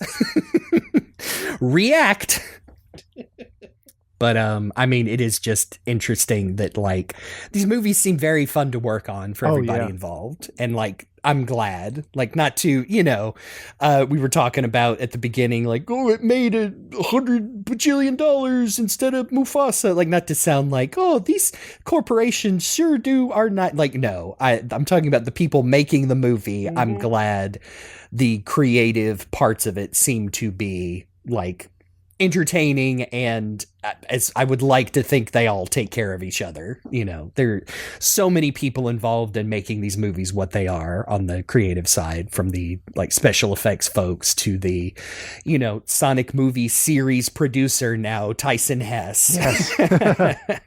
That's the thing, like sorry, I'm not trying to drag us back a little bit too much. Oh no, go for it. That's the thing, you've got lots of creative people who care about Sonic and their version of Sonic, and they're doing the best they can to make that work while also making this a Hollywood movie that can profit. So that's the thing you always have to bear in mind with these ones. And I know that sometimes video game movies do have this whole thing of, well, we don't give a shit about the video games, we're just trying to make a buck here. And that's always going to be an aspect of it, certainly when the big corporate people. But I feel like a lot of the people working on this were just like, no, this is our baby now. We love Sonic. Let's make a Sonic movie. It's funny you say that, because I think now that video game adaptions are getting real money thrown at them, you also have the opposite problem, is this adaption might care too much about the video game source material because that is two different mediums. Like, man, there's so much to talk about of like stories in video games and how sometimes you got to watch out saying like, wow, this video game had a good story, and it might just be that it had a story in it at all, but which I'm calling myself out there. I'm sure I've done that in the past, but then it's really hard to, if you put 100 people in a room and say like, what game has a really good story that couldn't be told in another way? And I'm like, that's harder to say, like, not to sound like a huge tool, but I immediately go to like Kojima directed games. Right. But for the medium. Yes, I think, at the end of the day, I think these movies, like you said, are doing the best they can by creating something that has to be for everyone. And I mean, that's probably a little easier to do with a character like Sonic, because I mean, like we all talked about, like, hey, our parents don't know Sonic, but they know who Sonic is. Yeah, they look at that little blue guy and go, oh yeah, that's Sonic. And it is the whole thing. I think I mentioned this on the Sonic 1 movie episode that we did. The situation is with Sonic is people know Sonic, but it's not like in Mario where everyone's like, oh yeah, Mario, he does this and this and this and this. But people with Sonic were like, oh, Sonic, he collects rings and has chili dogs and there's a casino level, and that's it a lot of the time. Or even, I mean, gosh, maybe at some point, I think we've said it before, maybe just me and Falero need to do a Super Mario Brothers the movie episode where we talk about how much we don't think that movie works because it is a movie where, hey, you know Mario, he does this thing. Well, here he is doing him a thing. And not to say, especially since I'm replaying Paper Mario, The 1,000-Year Door, it's not to say that Mario does not have an established personality, but he does, but it's always been I don't know, what would you call it? More adjectives or more verbs than adjectives. Mm-hmm. You know, you describe Sonic as like, yeah, he's cocky and he's rebellious and he can be a smart mouth. Whereas Mario, you're like, oh no, Mario, you know, he's a happy guy and he runs and jumps and he, you know, loves his friends and whatever. It's the Mickey Mouse conundrum of where he has to be both a character and a mascot. Exactly. Yeah. And that's easier for a Mario and a Sonic, which I think we've covered most of that on our Who is Sonic episode, but I think it applies here as well in this, like we said, this movie that has to be for a global audience. Mm-hmm. But Mario can get away with being like, here's a thing from the game, here's a thing from the game, here's a thing from the game, story, fuck it, here's a thing from the game, here's a thing from, because everyone's going to be yes. like, yeah, I played that game. Yeah, I had a Wii. I feel like we are getting off topic. We are sorry. The point is, Sonic, good.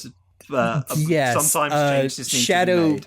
Punched all of our heroes in the face, tied them up, almost sucked them into a black hole. They escaped with a ring, and now Robotnik and Gerald are reliving their lost time as a family in virtual reality. As poor Agent Stone just sadly walks in with a couple of goat milk lattes, and they pay him no mind because they're in the metaverse. Yeah, pretty much. It's a great little VR section. Like at first I was like, oh, a few of these things are clearly done on green screen. It doesn't matter. It's not real. Yeah. A nice little nod to Eggman Land there, where they're at a theme park on a ride. Yeah, like, yeah. I mean, there's a couple thing from the game. I like the thing from the game anyway. I like where Gerald's playing Santa Claus and he just tackles him into the wall. Like, that's just a funny pratfall. It's a fun little scene. Beautiful fireworks display and miming eating cotton candy. Like, I love the cut back to them with the goggles and the controllers. It's really fun. Sorry, it's just like I said, I think this is one of the needle drops that actually works because it's the Beach Boys song, but it's like, but they're doing something with it. It's not just a song to fill time. It is the song you use for that scene. Absolutely. I'm a little surprised that the Eggman and Gerald doing the Santa thing from all the trailers was actually like a scene from the movie. I thought they just cut that for the trailer. Yeah. Yeah. One of those. It's like the only acknowledgement of this being out at Christmas is that one bit. Oh, yeah. Hey, speaking of only acknowledgement, we briefly go back to Tom and Maddie, the two human characters. Oh, yeah. They have... I think this is funny because they play it as, the kids aren't here causing trouble, so they have a bunch of hobbies. This is also like, this was their COVID hobbies. Yeah. They got into baking sourdough bread, lots of other baked things. They put together a bunch of puzzles, learned to knit and crochet. Tom's got on a big sweater. And I mean, I'm sorry, I like this as a former church kid who learned how to do puppets from a professional. I love the goofy ass puppet that Tom made. Finally get one of the puppets that they've been using back. They made Tom into a bit of a weirdo in this movie. It's great. I kind of like it.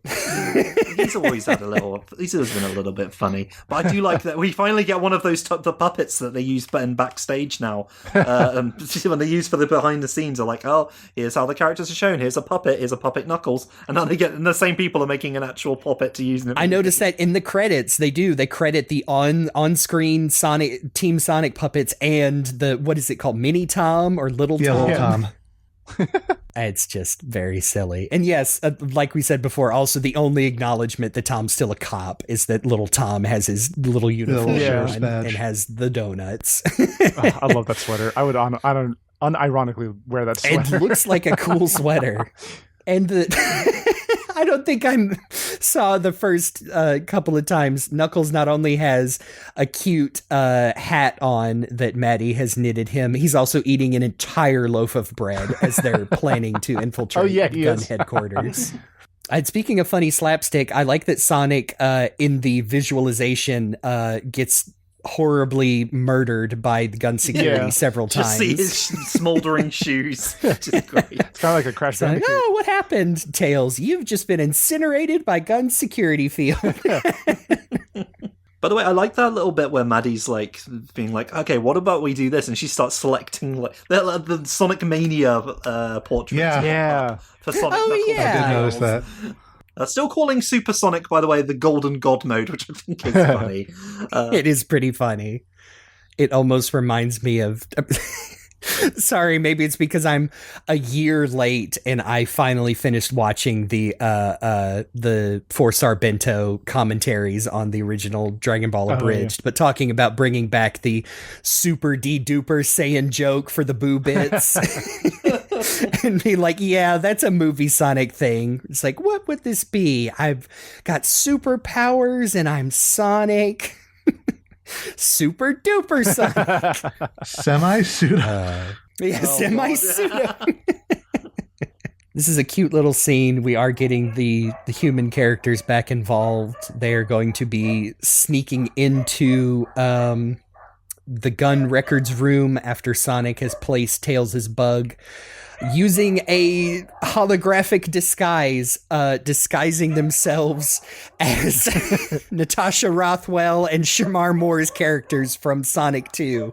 They're not actually in the movie, folks. They're not. They're just Even if it was just a disguise, I'm glad we got a little bit of Rachel and Randall again. Oh, yes. They get one really solid scene. I love Rachel. She's especially do you know what GUN stands for? Yes, Guardian Unit of... Getting ultra nasty. Do you want me to get ultra nasty? Nasty? No, Mom. Okay then. Then go ahead and take those little sad fingers and start tippity type. Sorry for the inconvenience, Mom. That's what I thought. Yeah. Do you want to see me get ultra nasty? She's leaning into it so hard, and it's fantastic. I love it so much.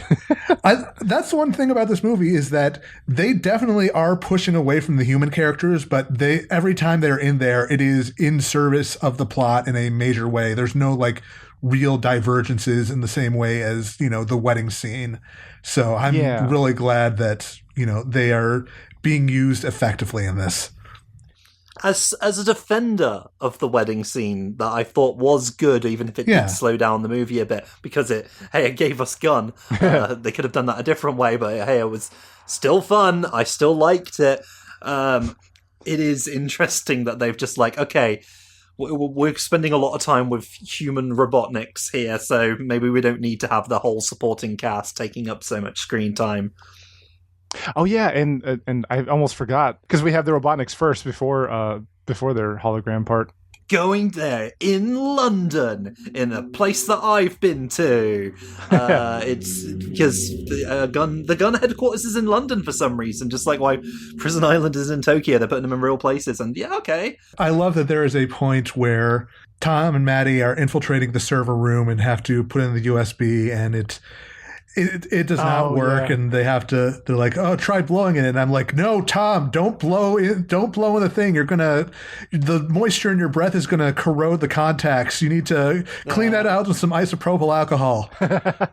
just rub a cotton swab over it. It's fine. But in the context of the movie, it works. Yeah, and of course they have a bit about like the '90s best decade, which is for me. I do also love that, like, when they're trying to figure out why it's not working, Knuckles is like, punch it, and Tails is like, do not punch it. Let's punch him. That's what I thought of when I saw this one. I mean, it makes sense that they were like, 90s best decade ever, because as our friend Morgan pointed out, Tom and Maddie are just, typical millennial parents with no kids of their own, just adopted a bunch of fur babies. It's true.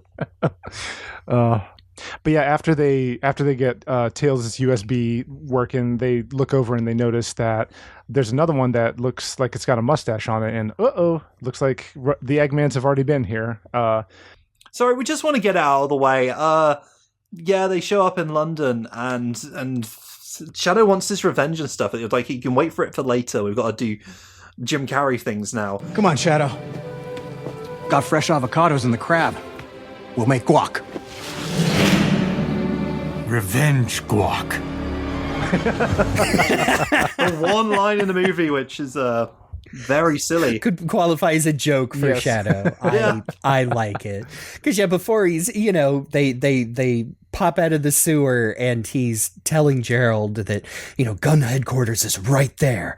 Let me burst through, get the key, and destroy anyone in my way. And he says, "Ooh, Shadow, you'll get your revenge, but you have to be patient." So... it's his own. He's in cope mode when you make some revenge guacamole. He wants revenge that much. Yeah.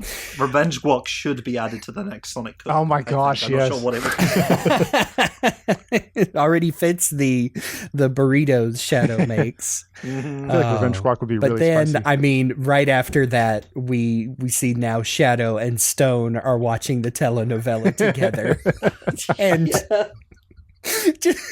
I'm sorry, it's just so good. Gabriella should kill them both. She's not a prize to be won. Yeah, Shadow, you go to bat for those Latinas. I mean, did they know? There's no way they could have known. Nah, it's either way, it's good. It was Ian Flynn somehow. So silly. Oh, man. Oh, it's so good though. I'm sorry. I've what became just a goofy ass shit post. I'm now like, no, this is canon. Shadow loves Latina. Never kill yourself. The earth has Latinas. Well, you should take your own advice there, Shadow, as this movie goes on. But anyway, Eggman and Gerald sneaking in using these, hollow suits that let them disguise themselves with Eggman hiding himself by posing in front of a photo of, I guess, General Tyson Hess. Wait, really? Oh, I never clocked that. I feel like such a I'm pretty doofus. Sure that's his photo. Oh, that's awesome. That's incredible. Oh, he deserves it. He deserves to be a member of Gun who were complicit in the death of Maria. Them sneaking through the vaults, I think we all expected another dance scene because it's like they've had them in the last two movies. There's no way they weren't going to have a third one. Yeah, but this one's really amazing. Good, though. Yeah, I was about to say, that is one of my least liked parts of Sonic 2 because the song sucks. It's a weird, out of place thing. This one is pretty funny, especially because it starts with, we've already got the download from Tails that these are horrible, cut you into a million pieces lasers. And Eggman just pushes Gerald in to test the suits. And he's, and of course he's fine because the suits are reflecting. But yes, then they have a incredibly elaborate dance sequence. That's awesome. It's pretty funny. Listen, this song it was always planned, clearly, because there's that one bit where they quote the song in the middle of their infiltration. It's so stupid. I like it a lot. My hand is on the button. I think I'm more receptive to this particular dance scene because A, it's in character for both Ivo and Gerald, and B, it's just really technically impressive. Oh, yeah. It is. Plus, it's also, two actual human beings doing all the dances instead of a couple of CG characters. Yeah. As good as the Russian guy in the Sonic movie 2 is, I am, as a big guy myself, I am not immune to the magic of two big guys dancing in a technically proficient way. Now, does it go on maybe a little too long? Arguable, but you can have that. You can say that about a lot of the Robotnik scenes. Yes. To be fair, maybe I'm gonna say just right off the bat, maybe they spent a little bit more time on Gerald than they did on the guy everyone cared about from the trailer, Shadow, who's in the movie and appears in the movie a lot. But maybe not as much as, say, Knuckles did in Sonic 2, and that's kind of what throws me off a little bit. I think I would I mean, the only way I'd push back on that is the big climax with Sonic and Shadow. I mean, it's definitely focused on both of them. Yeah. No. There are some really great ass scenes with Shadow in this. I just wanted him more because he's cool. And important. You know what? I was going to make a joke about canceling Tom for doing holographic blackface. I think we should cancel movie Sonic for referencing Hogwarts in 2024. Sorry. When I heard that in the trailer, I was like, come on. Come on. We couldn't... sorry, people were like coming back at me for that, saying like, oh, it's just one joke. And to be fair, I did joke that maybe because he did that, I think he should have died. I do remember that. It's like, no, that's like, come on. I know the joke is, oh, London, he steals the crown jewels as he goes through the Parliament building, but we couldn't have used another improv. Come on, man. Very, very important. During that scene where he's running, we get a little bit of escape from the city. Yeah. We sure do. That is in the score. It's kind of hard to pick out unless you're listening to the score on its own, but it's there. I can confirm. You can verify on your own time, audience. Maybe I'll put it in here. We'll see. Got to be careful with copyrighted music.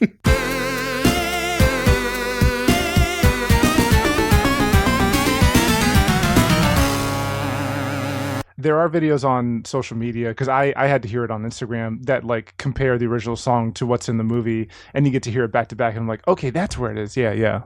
Mm-hmm. And then Sonic and the Eggman breach the vault at the same time, but get trapped by some sort of crazy gadget. Yes, that's what I was. Thank you so much. I was going to say a potential reference to crazy gadget. I would like to believe. Yes, there's different tiles that have gravity. There's either positive that floats you above, or the green and then the red that sucks you down with heavy gravity, and hijinks ensue. Yeah, and also there's one really out-of-pocket line from Gerald in this, which I really like. Oh, yeah! I can't believe this. I know, grandson, it's unthinkable. A woman in the military. I feel like that hits pretty good, but I was waiting for someone to say, he's from a different time. Right. This is definitely, again, me going back to Rockwell feels undercooked, like they wanted to do more with her, or they have bigger plans for her, but there just wasn't a lot. Like, they're clearly setting up that she does not trust anybody. Obviously, she doesn't trust the Eggman, but she also doesn't trust Team Sonic. And it's like, I feel like there is more there that they wanted to get into but didn't, and I hope that they flesh that out in future movies. Yeah, like I said, I really like Kristen Ritter. I would like to see her be able to, act a little harder. I think she's doing her best with what the material was given to her. She got to wiggle on the floor right in front of. Just Jim Carrey did the same thing. She gets to race Jim Carrey inching along the floor like a worm, trying to get this key card. As again, cutting the tension as Sonic's family trapped in the gravity tiles is about to be Final Destination by some rusty rebar. And I did not see, because that is I thought for sure that would be Sonic is getting hurt. But no, he's like, Sonic, please save us. We're dying. Yeah. We're all about to die. But yeah, the Eggmen managed to, well, more specifically, Rockwell gets away with the other key card, but Tom manages to distract her by impersonating Walters. And again, it feels like there is something unspoken there in how she reacts to seeing him. Yeah, like he is her boss, but it feels personal. Like you said, like maybe something got cut out in editing. Tom was smart enough to give himself a sling, so she would be like, "Oh, sir, I didn't know you had recovered." But then, like I said, gets kind of sad when it's like, oh, well, I'm pretty sure he's dead then, because he doesn't show up after this. He unfortunately does not drop his disguise in time, because Shadow comes around the corner, takes one good look at him, calls him Commander Walters, and then caves his chest cavity in with a, a shadow punch before taking the key card. And so this was the thing. Like, in the trailers, there was that whole bit of Sonic saying, like, what did you do? Ooh. And Shadow saying, like, what I had to. And I was wondering what that was, and it's this. Almost, it's putting Tom in the hospital, because... And Shadow feels bad about it. Yeah. Like, Shadow's like, for a second, he's like, oh, shit, no, this guy wasn't involved. Well, and then Sonic shows up, and he's like, no, I meant to do that, actually. Yeah. He's like, wait, who? And then seeing how Sonic reacts, flashing back to himself with Maria, like that's where the turn starts, and that he is suddenly a little less certain of their mission. Yeah, I do think that initial surprise is more like, oh, it wasn't Commander Walters, but it was still some jerk in a gun uniform. Yeah. True. And then, Sonic's reaction, because it's another scene that I think is played, it doesn't feel out of place because, oh my gosh, suddenly it's serious. Yeah. It's like, no, the tone works. And, Ben Schwartz sells it as Sonic, who's very upset, but not... out of character. Yeah, I was going to say, like... For this movie, Sonic. At this point in the movie, we start having more of a dramatic turn as far as tone. And like you said, like, it all the characters make it work. It's not like...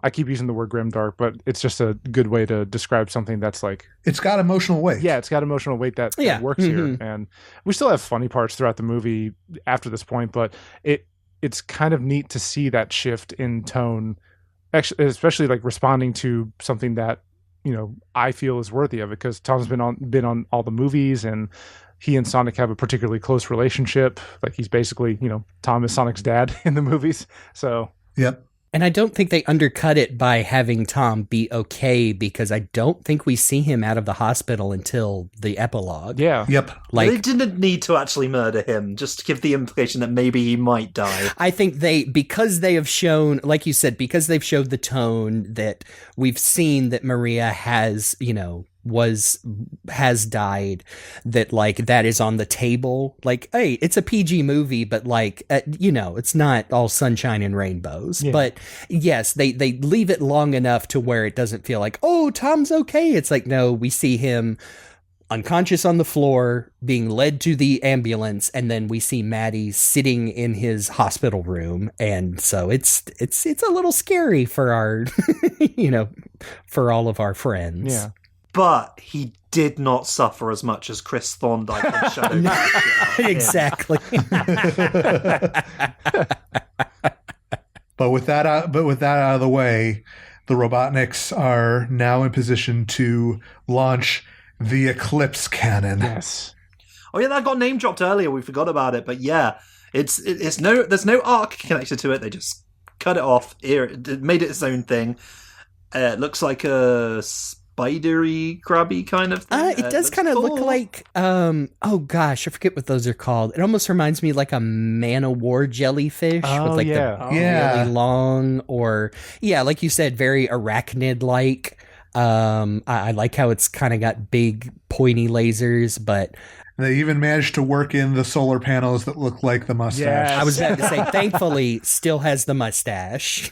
And this Gerald would. Oh, absolutely. Any Gerald would, as we discovered. But and a very unexpected bit there, while it's launching, they play like the modern Eggman theme from 2006 onward. Yeah, not the Robotnik theme that they made for this series. It's interesting that we're just like, let's just use the proper one this time.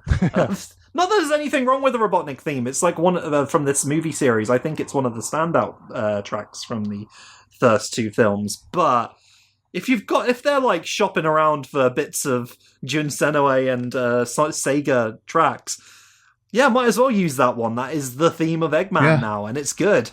Yes, and also in addition to right before that, Agent Stone trying to call Robotnik, and it being his ringtone is Eggman from Sonic Adventure 2. But it's just that. Just a little bit. Yes. But I was, but it's like, in the theater. Satisfying. Oh, you know what that was? That was a thing. And that was just after the thing where we got them to getting the suits. Yeah. The mostly game accurate suits. I love that they guess it's just their space suits, I guess, or like, Pretty much. They could have even gone from like, well, we have a realistic suit design from Sonic 06. No, we need those big buttons on there. Yeah. Oh, yeah. Poor Agent Stone trying to save his best buddy after Tails. After coming out of the River Thames. Yes, probably got flushed him down the toilet into the Thames in the giant God, you don't want to be in there. You don't. You need to get, like, your shots. I know. Poor Agent Stone just put a shirt back on. Now he needs to get out of those clothes ASAP. So many. Oh, no. Oh, no. I'm sorry. I need to pitch a tent with Agent Stone. But yes, the Eclipse Cannon is launched from, like you said, right in the middle of the River Thames. I mean, hey, I guess if you're building the ultimate weapon, you might keep it close to home. Yeah, I mean, it's just funny that it's one of those movies, like at any time aliens invaded a movie, they always hit the major recognizable landmarks, except this is Sonic the Hedgehog. I mean, I guess it makes sense that it would be there because it's like it was a weapon created for guns, so it would make sense it'd be near their headquarters. Yeah. Yeah, instead of executing Gerald, by the way, we should probably point out, they did cut a deal with him to be like, all right, well, we'll let you go if you build a super weapon, which is pretty much what was, like, that was always the plan, is like, Gunn wanted that. And he's like, oh yeah, you'll get it one way or another. Wink. Pretty much. He even does draws the plans for it on his cell wall in chalk. Yep. Like they asked him to, I like to think an unspoken joke is they told him that was the deal and he says, okay, and just does it right there. Yeah. Like took him 30 minutes. All right, ready to leave now. I can imagine like one of the meetings in the cell, they're like, it's a great design, but what's up with the solar panels that look like your face? Well, they're high efficient. They're structurally integral. They're high efficiency solar panels that help power the space station. See, I feel like that was the answer for the game Gerald, too. Yeah. It's like, something about this design. It's like, oh, well, I assure you that they are structurally integral to the entire project. A load-bearing mustache, if you will. Yes. Hey, the title of the episode's right there. No, I'm joking. I just thought it. Like I said, I'm so glad Knuckles and Tails have things to do in this movie because we get a really good scene as after the Eclipse Cannon launch, after Tom's being led to the ambulance, like Sonic is angry. Like he's, like we said, this isn't exactly rocket surgery. The parallels in the story here, that Sonic is now mad and wants revenge on Shadow for hurting Tom.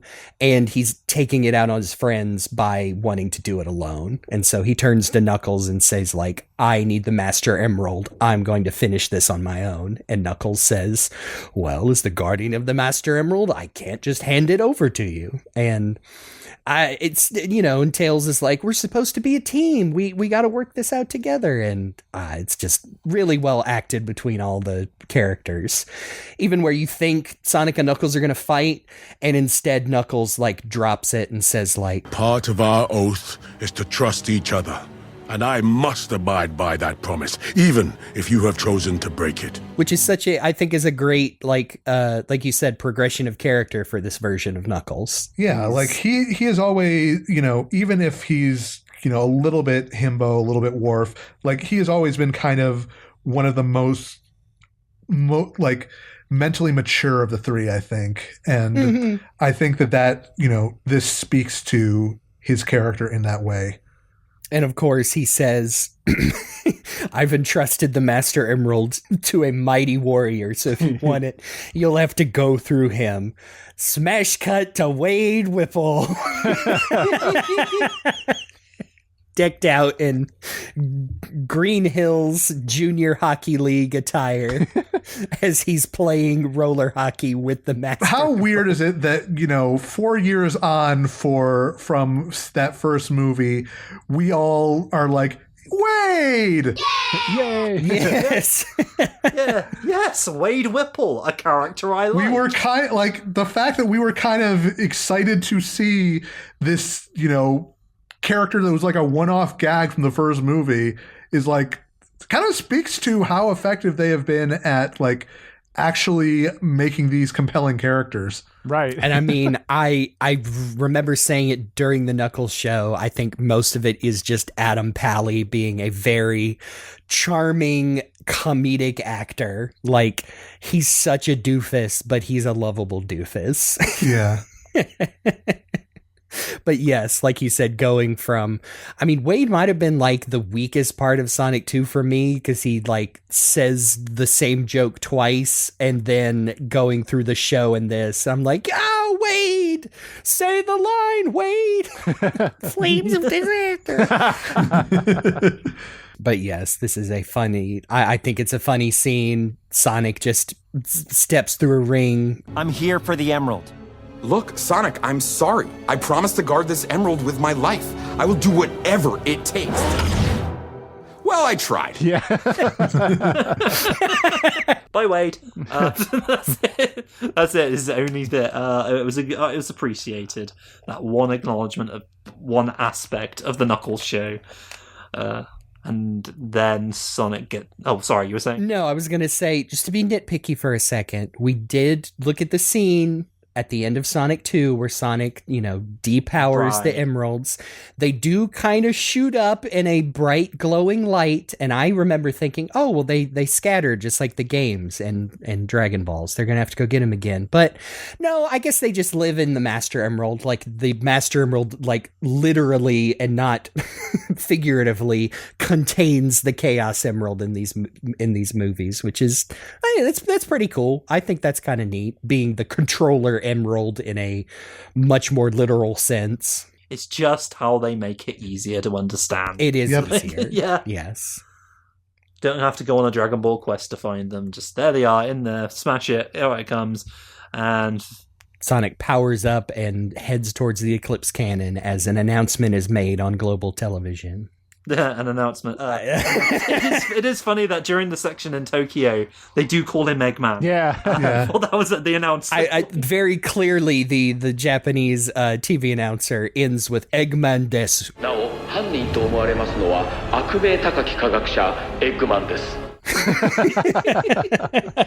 This is also where we get, Shadow being like, is this really what Maria would have wanted? It's not about what she would have wanted. It's about what they deserve. And we get the flashback to the actual scene, which the first time I was watching, I was like, they don't really explain why they had to go, just, saying they want to take Shadow away. And Walters had alluded during his own thing that was like, they decided Shadow was dangerous. I kind of wish that there had been a little bit more fleshing out of why they, went after Shadow. It is unclear. Like, Walters is clearly against what they're doing with they've all got they got their laser guns, and he's like, "Wait, stop! There's a child there." And one of the guys goes, "We've got our orders." So it wasn't him who, obviously, because he's not the commander. Kind of kind of similar to the Mr. Schmidt's recollection of pulling the old "we were just following orders" thing. But who was giving them the orders, though? That's the question. Obviously not Walters. He's not the commander yet. Because Gerald just bursts into Maria's and Shadow's room and just says, "We have to go," and then they're running. Yeah, he says they're going to take Shadow, and it's like, well, do we trust him on that? I mean, they do take Shadow in the end, but Yeah, maybe. I think all that's missing is maybe one scene where Gerald overhears that they're going to dissect Shadow, or you could say take him apart to see where his power comes from. Because like you said, then there's a clear motivation. But well, I mean, that's the whole thing that Walters was talking about during his spiel of what they were doing the Shadows. He's too valuable to destroy, but too dangerous to let run free. Yeah. I do like that they're seemingly using plasma weapons from Fallout New Vegas there. So if we just got to say it, does a child get shot in this movie? No. Not directly. Not directly. I called this the moment the trailer came out, where it's they show Shadow over Maria's body surrounded by fire, and I'm like, oh, they're just going to kill her in an explosion. Pretty much. That's what happens, and Yeah, I mean, can you imagine? Can you imagine if they did it though? The one from the game, just shot point blank with a gun. I don't think it would work. No. Yeah, I told my dad that's what originally happened. He was actually really surprised by that. Yeah. Like we said, like the trimmed backstory, I think this is fine, especially for this, because you get the reaction from Shadow. You get I'm sure a very hard to pull off genuine teary-eyed reaction from Jim Carrey in 14,000 pounds of makeup. Showing it's really good. And sorry, you were saying? No, I was saying showing that yes, Gerald did care. Like, this is the little bit of humanity in him that obviously and him losing the last bit of that humanity. Exactly. As a result, we do not get the Sayonara Shadow the Hedgehog or any of that stuff, because Maria doesn't tearfully sort of clamber over to the machine to let Shadow go anywhere, because they're already out, more or less. What actually happens is Maria's just dead right there, and that's pretty rough. And I like that. I even like how it cuts. Like, we know Shadow got captured and sealed away, but I like the cut in the memory where the gun soldiers are closing in on him and Gerald and poor Maria's body. And it looks like he sparked up his power, and man, did he just tear those guys apart, or let himself get captured, or is that just part of his memory as his power, his chaos energy erupts forth and he charges up the Eclipse cannon? It's just a really good cut. And some really, like we said, we gave Keanu props. He's got some pretty good reactions here where he's breathing hard and just he's angry. This is what Shadow wants in this moment. He's ready to. Then he goes on a big hamster wheel. And I love that in this span of probably 5 minutes overall, we get some really good dramatic acting from Jim Carrey, because like we said, we get a very convincing scene of him teary-eyed, red-eyed, totally messed up face over Maria's body, just devastated. He sells it with just his reaction there. And then after Shadow charges up the Eclipse cannon, and after Ivo finds out what the actual plan is, I forget every single line, but I will never forget how hard and cold the line is that Gerald says, where we're family. We have each other.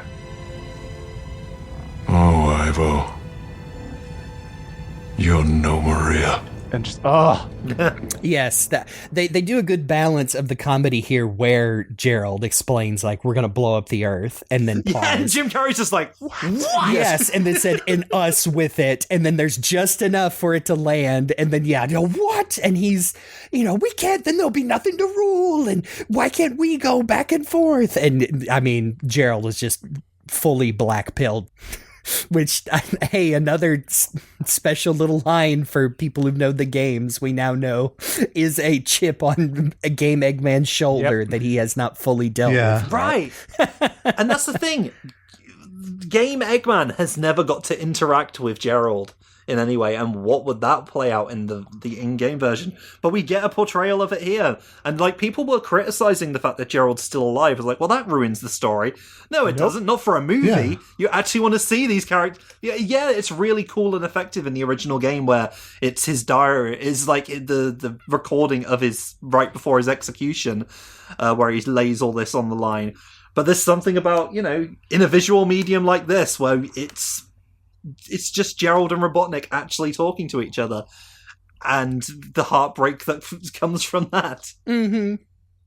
And of course, then you get to tie it into, just the theme of the movie, which is more found family, and how, your family who loves you wants the best for you, which is not to blow up the Earth. And even Eggman learns that, where he realizes he could have been living happily ever after with Agent Stone running coffee shops instead of hiding in the river in his crab mech.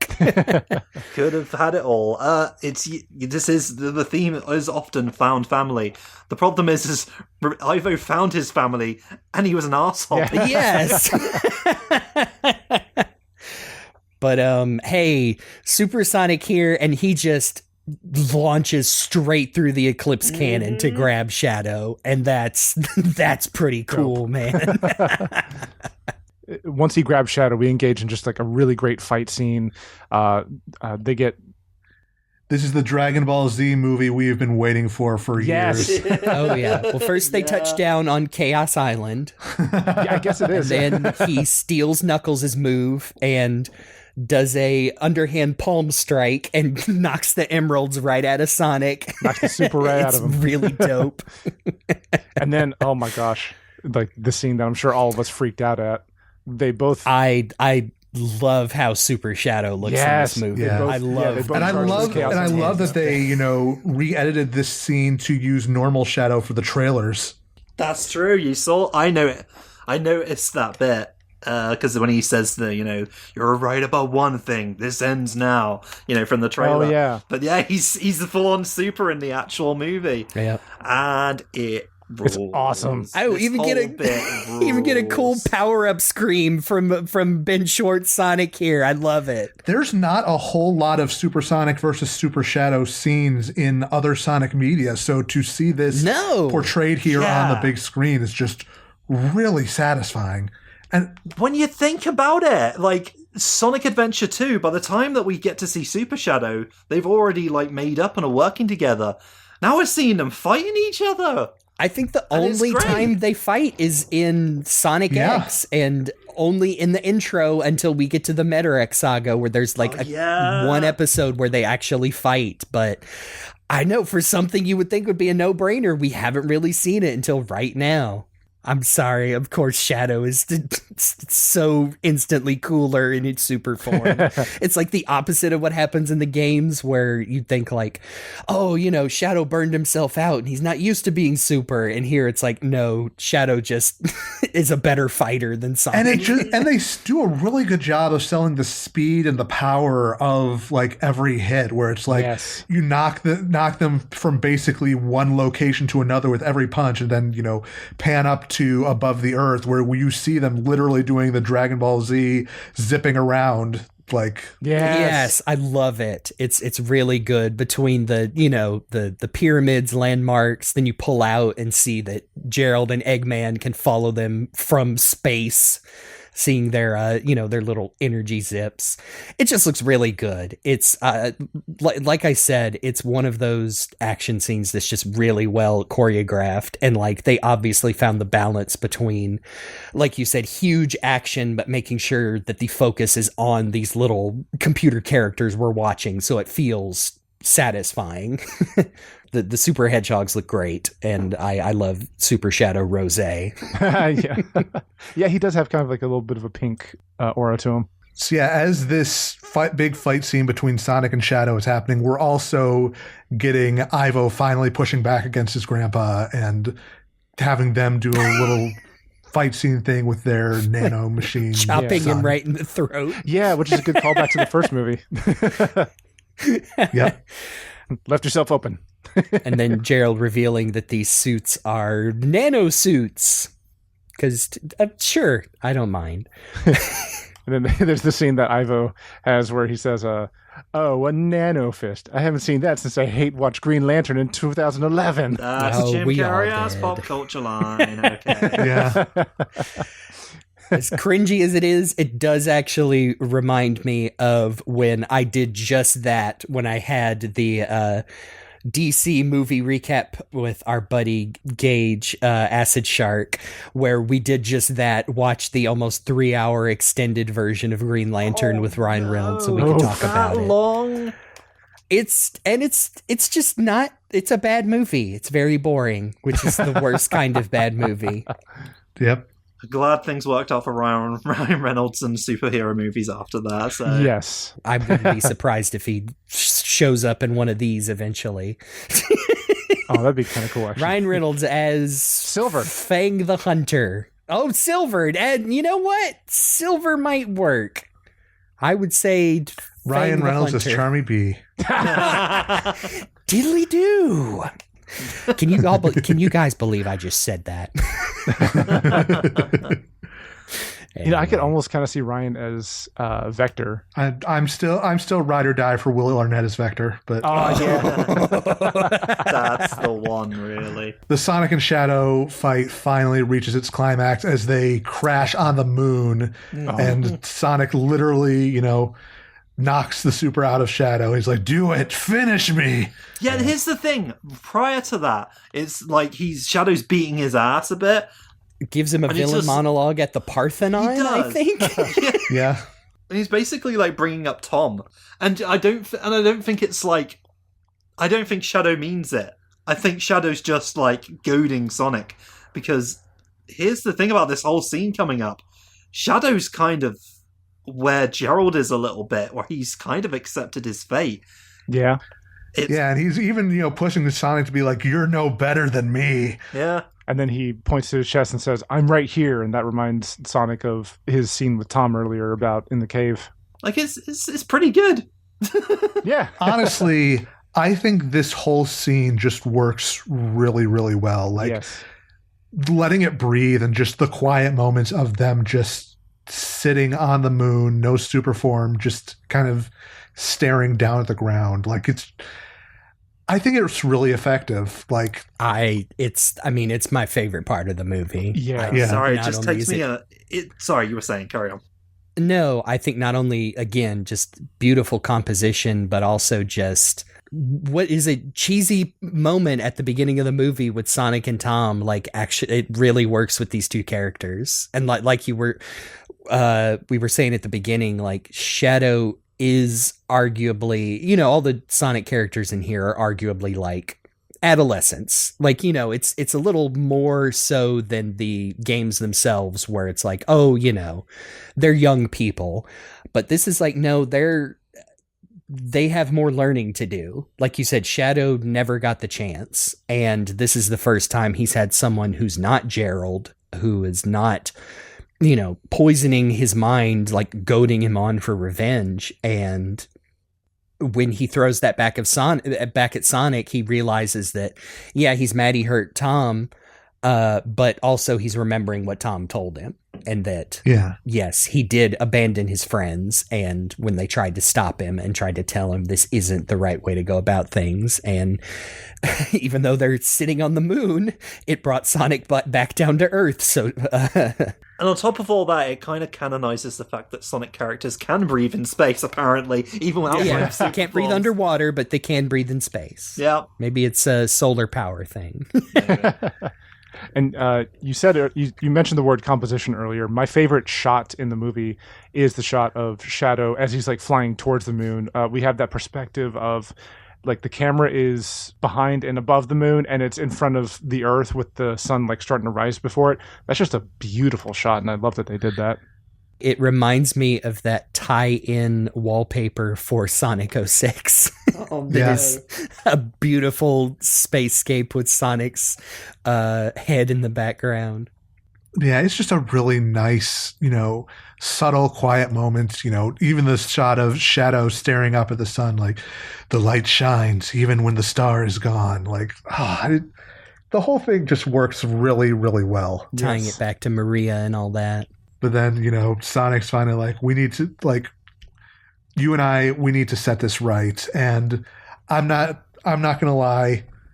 Hearing those first few notes, I immediately, like, this was the one time where I looked over and my dad popped off, because, like, you need to understand, Live and Learn is the one Sonic song he knows. He says he can't believe that of all the Sonic songs for him to play, it just happens to be the one he knew, because, like, just being around me for 20 years, he's heard that song a lot, and it has been his ringtone for when I call or text him for like 2 decades now. Awesome. So, like, that bit of recognition even, you know, stretches that far. That's awesome. I love that. God, Live and Learn had to be here from the beginning.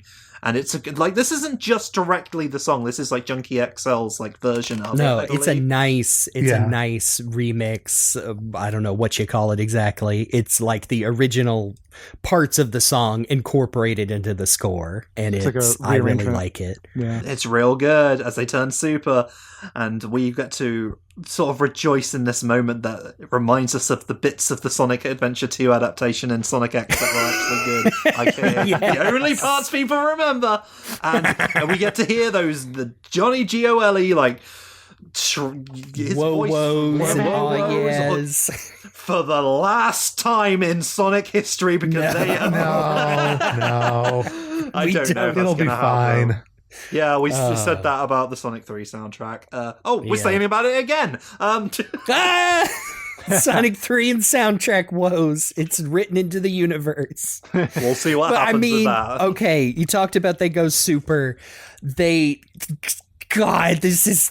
clasp hands and then clasp their other hands and go super as he helps him off the ground. Much cooler than the Sonic Adventure 2 shaking their hands in a masturbatory gesture that they do every time I see it.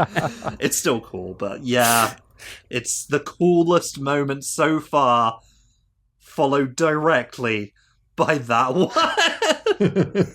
Sorry, it is, like I mentioned earlier, the emotional whiplash of this is very funny to me. Then we cut to the Gerald spanking Robotnik. Yeah. Like I said earlier, like I don't have many qualms at all with the movie, but this is the scene that if not completely gone, I would have at least liked to be shortened.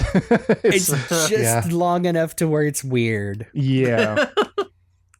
And I mean, as much as I have a complicated feelings with the phrase "gotta go fast," I do like that Shadow calls it out. You know? Don't tell me you've got a catchphrase. That's right, new hedgehog. And everyone loves it. No, they know. This Sonic would think that. Yeah. Yeah, this is also, where Gerald sees like, oh, so Shadow, you've chosen betrayal as well, and deploys a whole swarm of SA2 accurate gun hunters, which again, I kind of popped off. This whole thing is just so cool. Like, I realize the gun hunters are not exactly a threat, but just being able to see Sonic and Shadow tearing through a bunch of stuff, like in a super cool choreographed scene of them like using their own weapons against them, shoving them into each other, just all out destruction everywhere. It's just, This is what 12-year-old me always wanted, and I have to just embrace it. I mean, not to sound like somebody who doesn't know what they're talking about, but I mean, it feels like the Sonic Unleashed opening, which is hard to argue is one of the best Sonic animations ever made. Yeah. Possibly by some of the people on this team. Maybe. I would think. But yes, another, like you said, it's just a great action scene, just in a movie on its own, not just a Sonic one. It's so cool. I mean, they earned this, like with everything they've set up to this point. Thank you. Whereas what we love, the Sonic Unleashed opening, which we all love, was just the beginning of the game, and then it went all downhill from there. Like, okay, no, that's a bit mean, but it did. Like, hey, you didn't hear me disagree. Quality is palpable in Sonic Unleashed, whereas this. Then again, they did cut to, at that one point. They did cut to the bit with the spanking, but whatever. God, they look sorry. There's this screenshot we've got here. Sonic and Shadow side by side, super forms, explosions everywhere. Come on, man. This is doing the SA2 battle, pass each other in the night pose. This is, as the kids say, peak. Yeah. It goes hard. It's lit. And by the kids, I mean Sonic, because he would say those things. He would. Yeah, this guy would, yeah. Oh, I do want to say, one we skipped over, I really liked when Supersonic is approaching the Eclipse Cannon and the Eggman is gun launching missiles at us? It's like, no, it's too fast. And Eggman pulls out his blue Sonic quill and it turns to yellow. Yeah, like it's like when the palette gets changed in the games. Yeah. And he's like, oh, it's him.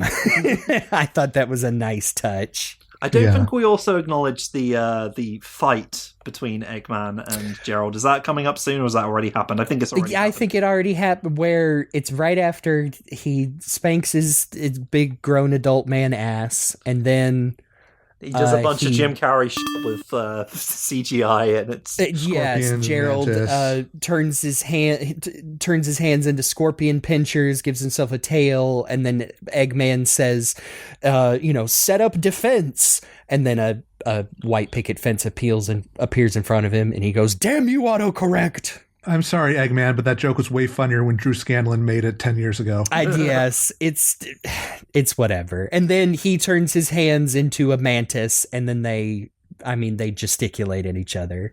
Again, it's pretty funny. I think you could have cut the whole thing in half. Yeah. It like you said, it's just a lot of mugging, and like we said, they're ending on the climax of the super hedgehogs. It just feels like a little bit of a letdown that like some of the goofiest jokes are right at the end here, but what are you gonna do? I mean, for the most part, I will say in this movie, I thought Jim Carrey was a lot funnier than he was in Sonic 2, where there are more groaners in that one, and don't get me wrong, he was still fun, but there's something about this one where he's just firing on all cylinders, for the most part. I agree. I think I remember I felt a little on the outskirts by saying, like, actually in Sonic 2, as much as I liked it, I thought Robotnik was one of the weakest elements, but much, much better here, just because of he has someone else to play off of, even though it's himself. And it never feels like he's really doing an Eggman or a Robotnik that we've seen before. He is doing a Jim Carrey throughout, but it is very funny, so whatever. And I think that's easier to swallow because, at this point, it's like, well, these are the Sonic movies. This isn't... Yeah, that's either... Same with, like, talking about movie Sonic versus game Sonic. It's kind of the same thing. Yeah. And I'm just surprised that we've gone from movie one Robotnik, who was like, oh, well, this guy is not really anything like any Robotnik, doesn't even look like him, and then the teaser at the end, and then like they just decided to go all out, like, oh no, he looks just like game Robotnik now more than ever, as we see him in his big set. God, we have come a long way. It all depends on how much you enjoy Jim Carrey, really. I tell people that, like, if you like Jim Carrey and his whole shtick, you're gonna like this movie, and if you don't, I don't know. Yeah, I agree. I've talked about, it's hard not to, I grew up with Jim Carrey movies, even if a lot of them have aged horribly, yes. And like Jim Carrey himself is a bit of a weirdo, but I try not to think about that too much. I know.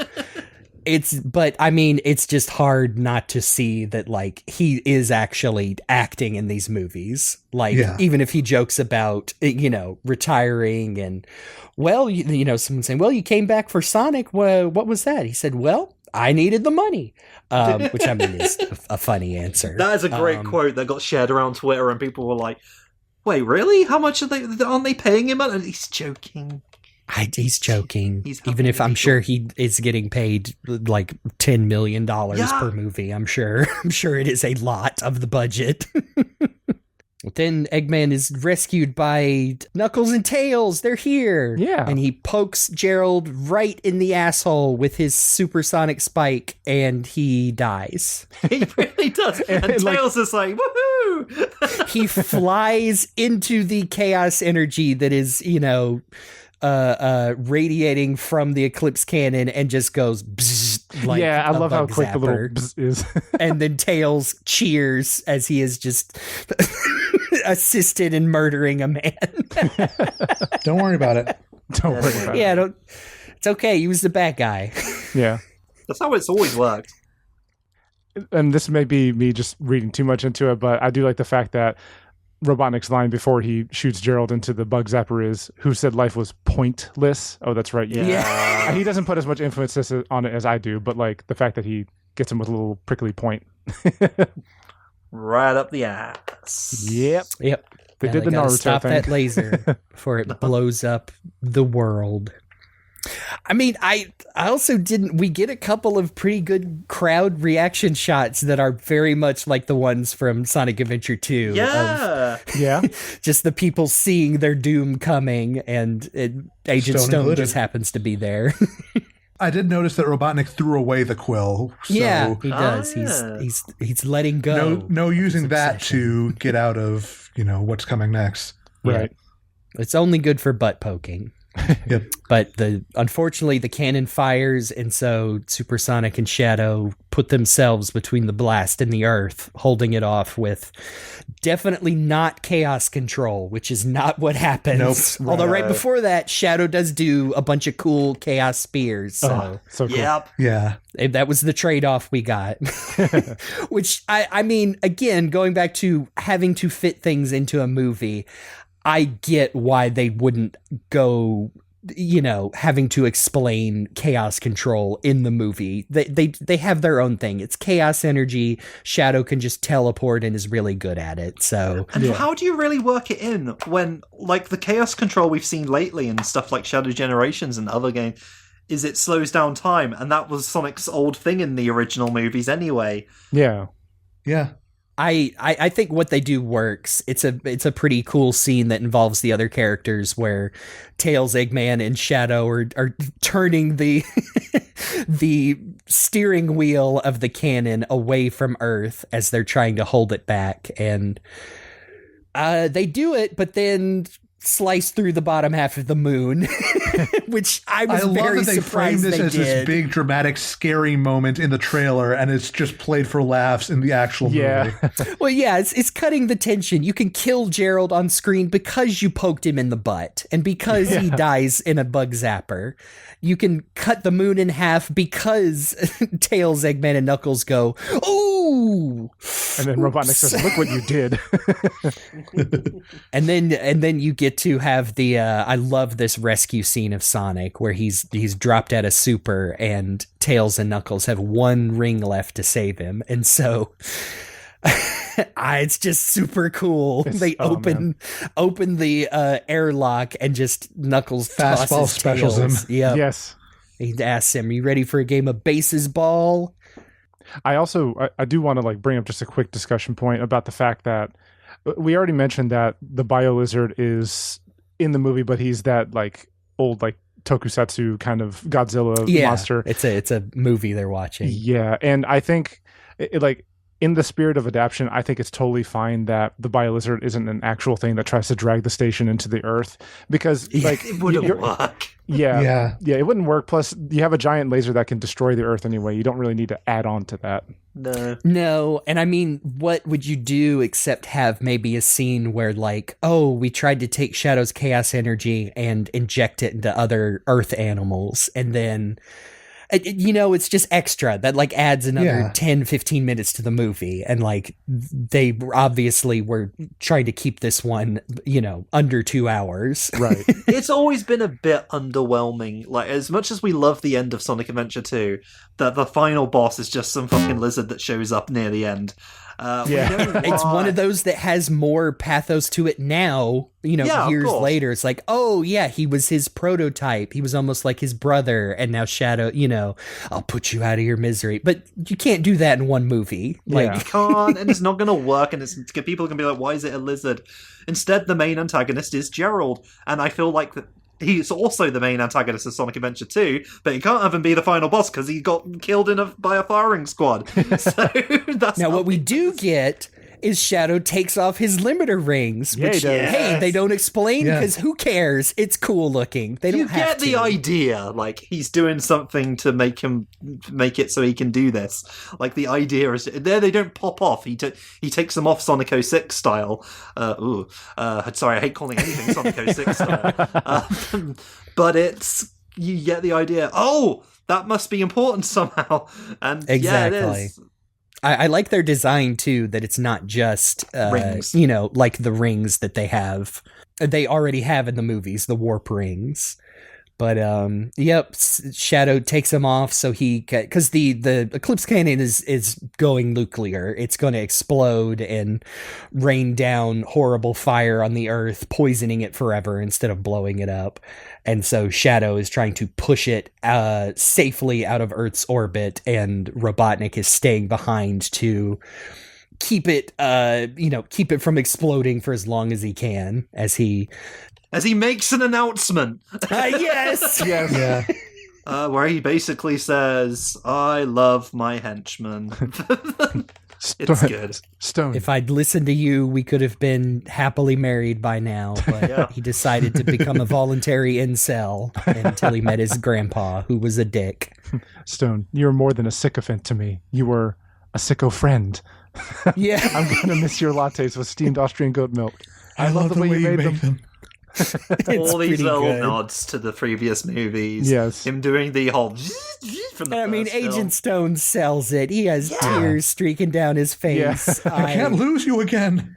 Yeah, I oh, really God, like it. It's good. It goes on a bit, but it's good, and for the it really is. Jim, like, for the moment at least, as far as we know, Jim Carrey is saying goodbye to this version of Robotnik that he's made for the films, and I was going to say, I think he has said that, like, he's not going to retire, but he's going to take long breaks between projects. Yes, just long enough for them to, do print out another pre-production on script Sonic 4. on actual carat gold to deliver to him, so he can make on his promise. Yeah. I love that Knuckles gets to save the day as Tails and Sonic. Looks like a cool badass. I gotta say, it's really satisfying seeing this scene in its entirety after having seen that leaked animatic from a couple of years ago. Oh, for sure. Oh, I didn't see that. I did. So I've known this was coming. I remember seeing that, and man, I just didn't put two and two together, like how the scene was actually going to play out. So it's like it wasn't even spoiled for me. Like, for some reason, I thought there might have been time travel involved. I don't know if I just got a bad description or whatnot. So even seeing all those leaks, knowing that, I mean, the thing that I knew that, like, look, come on, they were always going to do it, was Super Shadow was involved. Like, no duh. I almost wouldn't call that a spoiler. If you saw the toys that were coming out, or the new McDonald's Happy Meal that has one of him as Super Shadow. Yes. I feel like Super Sonic in the second movie was more of a spoiler, because that was really like, wait, are they going to do it? Well, yes. That one did suck a bit, but that they let that out in the wild. But it's, you kind of, at this point, it's like, yeah, of course they're doing Super Shadow. Yeah. Mm-hmm. Once you get all of our Team Sonic lands in the cornfields, and Sonic gives a heartfelt apology, basically, all the things Shadow said was right, that they should be a team. And I'd love, it's a good expression work on Knuckles, to where he was obviously mad but glad Sonic said that, and I love that Sonic gives him a big hug. That's also where we get our little bit of the last scene from SA2. Yes. Oh man, like, okay, as much as Live and Learn was a huge pop off, I was so happy to hear this song. I've always loved that song. It's a beautiful piano composition, and I don't know, I'm just glad I got to hear a Fumi Kumatani song in the movie theater. Yeah. But yes, we end where we begin, on another camping trip with the Wachowskis, and Tom's okay. Tom's okay. He's got a busted arm, but he's gonna be okay. I guess his chest is okay. Well, I guess I pretended to have my arm in a sling. I deserve this. I don't remember what Ozzy the dog says in subtitles, because the version I have has Portuguese subtitles. The original, like, at the start was "You stole my humans." Yes, as we get a nice, like we said at the beginning, another really cool racing scene with Team Sonic. They run through the woods into the sunset. Tails gets wings, plain wings, because he doesn't get to keep the tornado, so might as well let him have them on himself. Yes. We actually saw that in the trailer. I can't believe that's from the end of the film. Yeah. I know that weird where the aperture changes. And you got the a weird wide angle face. lens. Like a fisheye It's lens, a good yeah. effect. It's one of those that, looks really weird but works for that scene. Yeah. And then another incredibly charming credit sequence with Not doing sprites anymore. No, they are using models straight from Sonic the Fighters. Oh, okay, cool. Interesting that they didn't do Sonic Adventure era. They do it's Saturn era. They're not there yet. Yeah. Yeah, because I mean, the first one was Sonic 1, and the second one was Sonic 2 and 3 sprites, Right. and this is, I guess, a progression. But yeah, not Sonic Adventure. Yeah, looking at I love that there is a unique Super Shadow model. Like, not only did they create a Sonic the Fighters Shadow model, but then his Super model is not just a recolor of that game's Super Sonic. That's such a great touch. I mean, that's And also like Saturn era models for Stone and the Robotniks. oh yeah, of course. Like, goes without saying what an awesomely cool looking thing there. Sorry, just looking at the lineup, I realised, oh yeah, Shadow looks a bit small because he's right next to Knuckles, who they've resized to be like movie Knuckles. Sorry, he's a bit chunkier and bigger. They learned their lesson from the first one, having pretty non-sprite artist looking, it's cute. It's not technically doesn't look very good, and just decided, hey, maybe we should get some, Sonic fan artists. Not that they have to be, but like, y'all know what I mean. Yeah. And the ending song's alright. It's one of those sort of thing you'd expect. And it's not like specifically written for Sonic, it feels like. Well, if it is, it's just not really alluding to it as much as it does in the others. Kind of said this before we started talking. I think my mother introduced me to Jelly Roll because he was on American Idol. And I'm like, yeah, that's fine. That's music. I remember when this got announced, everyone was upset though. It was like, no, it should be Live and Learn. I'm like, come on. The themes from the movies are just in the credits. Come on. Yeah. Jelly Roll has done, I would say, better music, and he's had some really good features on songs too. This is just kind of a mid song for the credits, which is okay for a credit song. It feels like a song you would just slap at the end of the credits. Like, I think I preferred the other ones, which was, Kid Cudi and Wiz Khalifa, I think. I think that's right. It's been a while. Well, I was going to say, let's talk about the second credit scene first, because there's less to talk about. What? Yeah. The second credit scene is Shadow's not dead. Yeah. Like, just literally like his game counterpart, he's fine. Of course he's not dead. It's a zoom in on a huge crater, and it's one of his limiter rings, and his big ol' air shoe steps next to it, and then he picks it up. So, Shadow the Hedgehog. They didn't give it to Rouge the Bat or Chris Thorndike this time, or Tom, I guess. No, he just gives it back. It's alternate credit sequence. Sonic gives it to JoJo, and she's like, "What is this?" It's from a very special person. Who? Well, his name was Shadow. Oh, okay. I wasn't in this movie. So yes, very. And it does end on I think the same symphonic sting from the trailers, the Live and Learn. So yes, very appropriate. Now the mid-credit scene. Sonic has won the race, but he has run so fast he's landed in New York State Park, which is very far away from. Where's Green Hills, Montana? Yeah, that's right. A bit of a trek, but as he is, pondering this, something appears behind him. It's crouching down as lightning is sparking around it, almost like it was some kind of Sonic Terminator. Fucking shit.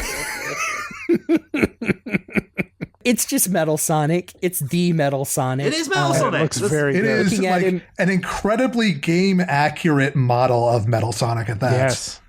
Yes. Looking at it, looks like a Metal Sonic that has been slightly movie designed, but that silhouette is just straight up Metal Sonic. Yes. Like... And when this happened, my brain was like, oh, are they doing an OVA next time? I wasn't expecting what would happen, but yeah, there's... And then all of the other red lights light up in the forest, and Sonic is surrounded by a legion of metal Sonics. A brotherhood, if you will. I popped off. Of course I did. That was the first thing my brain went to, and I went, I cannot believe it. And then, to make it even better. Yeah, I was going to say, Sonic is saved by somebody wielding Pick Mjolnir to hit all of these metal Sonics. As they are in the silhouette of the fractured moon. Oh yeah, the moon is fractured. Yeah. Emerging from their cloak is the one and only Amy Rose. And Amy Rosie the Rascal Rose. Metal Sonic was a pop-off. More people I know who I talked to said that they popped off for Amy because... It took long enough. Yeah. It took long enough for women. Yes.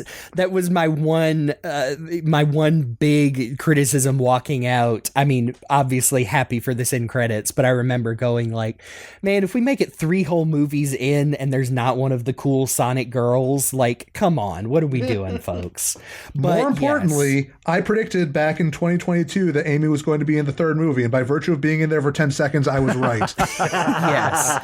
It's a great design too. Yeah. Like, we don't see the full design. We only see, because she's wearing a cloak and she pulls it off, so they have they can do plausible deniability of what her actual costume is going to look like. Right. But she looks good.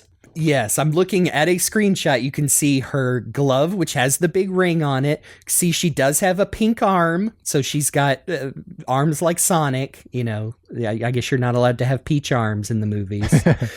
And looks like she's got her headband, and it just looks really good. Yes. I've seen some fan designs for movie Amy, and I mean, this looks like the best amalgamation of those. Interesting. I'm looking at her hammer. Her hammer almost looks like the ends open up. Here, let me get another shot for y'all. I think of like King Dedede's hammer in Smash Brothers. Yes, like something goes in there maybe to power it up. Oh, like, yeah. I don't know, some kind of energy, or we'll see. Could be. But yes, so excited to see Amy, and also Amy being very cool with a bunch of metal Sonics, so immediately go to the Brotherhood of Metallics and STC Amy. And I'm calling it right now, the Sonic movie team will be cowards if they do not get somebody with a Euro accent to play Amy. And I'm not talking about like, ooh, an American doing an RP. No, get somebody from Yorkshire, Wales, Scotland, Ireland. I'm serious. I want Americans to not be able to understand her, is how hard I want that accent to go. Because we don't get her voice here, that's for sure. They made their mistake before with Tails. I don't think the reference to, the STC references are going to be quite so overt, more just like a parallel thinking kind of thing. But it's wild that we are at a point where those parallels are being drawn. And also, I did see somebody throw out maybe Jenny Slate as Amy, and I would not be opposed to that. Yeah, yeah, especially as a counterpart to Sonic's Ben Schwartz, of course. That'd be hilarious. I would not hate that either. I would rather have somebody with a comedic background than just, I mean, I don't want to say something too mean, but y'all know what I mean when I say just some celebrity voice. Yeah. There are many names that would probably come up. What's the top one everyone says? Oh, I've seen some people say Ariana Grande, which probably wouldn't be terrible, but if I had to be honest, I think she's too big now that Wicked's out. Yeah. Yeah. She's too big of a get. I don't know. She did do a voice in Secret Level. True. Man, that show sure exists, huh? It sure does. Same with the Yakuza Amazon show. That sure was a thing that came out. I still haven't seen it. I don't want it. Sorry. The other name is Zendaya, by the way. That's the one I was thinking of. I, again, would be good. I think she's too big. Yeah, I think she's too busy and too big of a get. Yeah, that's but whatever, man. But then, I mean, I would have said Keanu was too big of a get, too, but... So we'll see. But hey, we get to play that game all over again for the next couple of years. Yep. What the rumors are. Robert Pattinson as Amy Rose. Fred Armisen as Amy Rose. Oh no. Bringing it all the way back to the Mario movie that I hate. Get out of here. Yeah, Get let's away get from out of that. here. So, what do we think this end scene means? Because I'm thinking, like I said, Metal Sonic is literally doing the Terminator pose, and as we all know, that is shorthand for time travel. Yeah. Yes. Yeah. Amy's wearing a cool cloak, so she's probably from a dystopian future, maybe. Yep. I am thinking that this is going to be a case of I think Metal Sonic was manufactured by Gunn, and then it turned into a Skynet thing. That was one of our predictions earlier before the show. And I think we're going to end up having a sort of a mix of Sonic CD and Sonic Heroes for the next movie with that'd be cool. Neo Metal Sonic as the, basically as the Emperor Metallic. Yeah, I was going to say, basically the Emperor. Basically what we did for that fake comic cover we made the fool Dave. I would not be opposed. We will be waiting for our royalties, Paramount. Please contact us at your earliest convenience. I not only like that idea seems much more plausible after seeing like how they did Sonic Adventure 2. The only other thing I would think, aside from just like, like we said, we were trying to figure out who might voice her, is this might open the door for them to finally leave Earth. Like, they've established in not only the comic tie-ins for these Sonic movies, but also just in general, like, hey, Shadows from space, Knuckles was, Knuckles and Tails. Tails isn't even from the same world as Sonic and Knuckles are.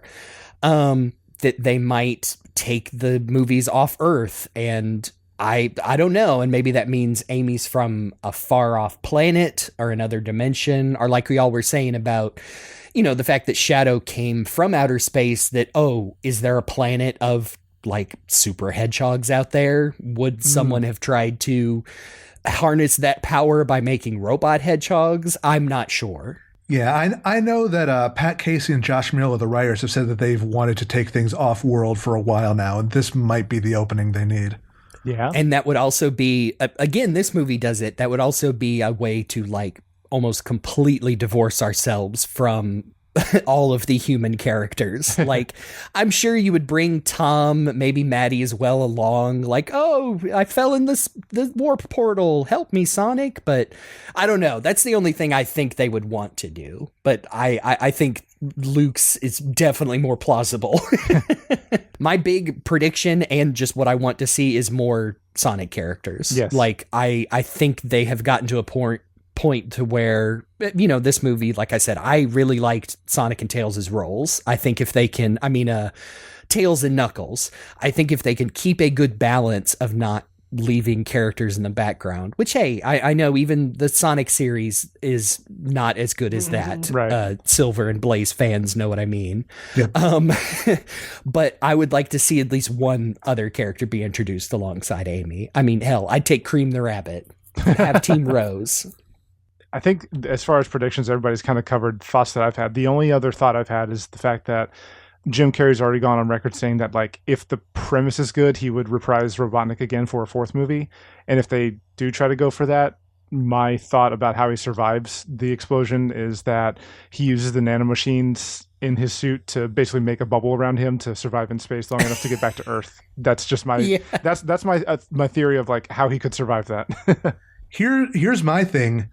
I think they keep Robotnik dead, but if they want to bring Jim Carrey back, they basically have him, record messages that Stone finds, so that way you can have a little bit of Jim Carrey in there without having to commit to basically a full film's worth of stuff. Yeah. So then you slowly pivot to making Stone his successor. Or, because time travel, he's just Eggman Nega. Man, I don't know. I would like either that. I'd be happy to see him back as a very game-like Eggman looking. I would also accept, like, Dr. Stone, not Dr. Stone, that's the anime man.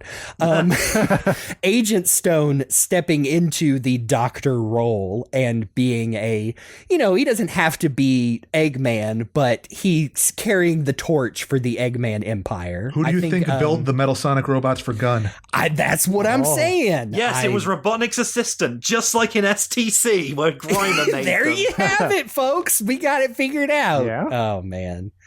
I'm just... because this one... Jim Carrey lives on through the Kintabor computer. Yeah, that as well.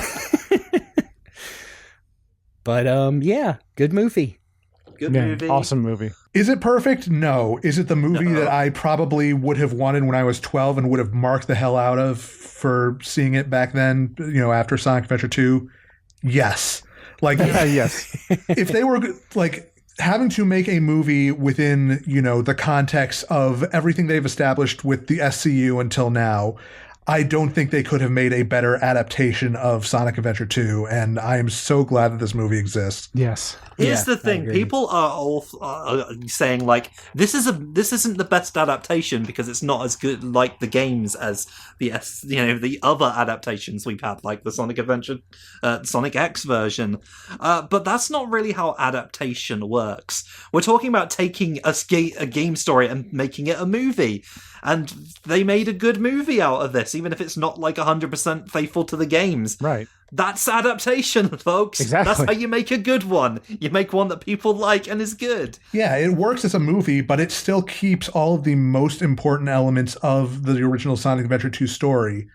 And like the major beats are there, and it still has that emotional core that, there's not a lot of like really genuinely incredible Sonic stories in the games, but Sonic Adventure 2 is one of them, and they got like the most important parts of that. The core elements of, it being a story about coping with trauma and grief and, revenge and all this other stuff. That's all there, and that is the most important part, even if the specific details don't quite line up. We just don't have the bat titties in this one, I'm afraid, so maybe it's not quite as perfect as Unfortunately. I'm just saying, Gunn has got to have some transformation goo laying around somewhere. The last two things I want to say about the movie is first, as far as Keanu Reeves go, like at the end of everything, I think he did amazing at this, and I'm so glad for that because at first, like when Sonic 3 like very very first got announced, I was just like, oh, it would be cool if Keanu Reeves got the role, and then I flipped on that. I was just like, I mean, he's a great action actor, but I've never really known him to emote particularly well. And I feel like you need at least some of that. And then watching the movie, I'm like, okay, no, he knocked it out of the park. So I'm really glad he did that. Yeah. Both the performance and Shadow's characterization in general just feel incredibly spot on. And I'm so glad that they did such a good job adapting him for the screen. Yeah. And Keanu's just a fascinating human being. Like, I'm not going to talk about it like I know him, but just everything I learn about him, and even watching like interviews for this movie, like, just what an interesting person to just watch talk about their life. And I can't believe he played Shadow the Hedgehog in a Sonic the Hedgehog and played movie. him well. Yes. Yes. We forgive you for the few duds in Shadow Generations, Mr. Reeves. And the last thing I want to say is that we all use the expression like, I'm looking forward to blah, blah, blah in daily life, but like, I like deep in my heart, and this is going to sound so stupid, but but deep in my heart, I like legitimately 100% was looking forward to this movie like all year of 2024.